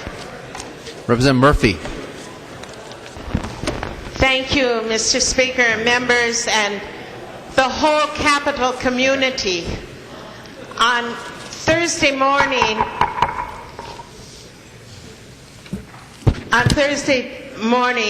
those people that loved and respected Congressman Jim Oberstar are going to be celebrating his life out east. And I'm sad that our business takes us away from that opportunity to attend if we want. And so I have reserved a room, 181, at 7:30 in the morning to 8:30 in the morning, so that those people that just want to celebrate or tell a story or two, or just keep each other company for that short period of time are invited to join me in room 181. I'm not going to do coffee. I'm not going to do a big reception. I'm just going to be there, and I welcome you to join me in comfort and joy to celebrate the life of Congressman Jim Oberstar. Thursday morning, 7:30 a.m. to 8:30 in room 181 of the State Office Building. Representative Paymer. Mr. Speaker, the Public Safety Committee, the Civil Law Committee, the Government Operations Committee will be holding a informational hearing at 5:30 in room 5 on the medical marijuana bill. Any other announcements? Representative Doubt. Thank you, Mr. Speaker and members. GOP members will go into caucus immediately following the recess or the adjournment here today. So make sure to head up there as soon as you can so we can get in and out quickly. Any other announcements? Representative Murphy E. Thank you, Mr. Speaker. I move that when the House adjourns today, it adjourns until 10 a.m. Wednesday, May 7th, 2014. Representative Murphy moves when the House adjourn today, it adjourn until 10 a.m. Wednesday, May 7th, 2014. All in favor say aye. All opposed, no. The motion prevails. Representative Murphy. I move that the House do now adjourn. Representative Murphy moves that the House do now adjourn. All in favor say aye. All opposed, no. The motion prevails. The House stands adjourned until 10 a.m. Wednesday, May 7th, 2014.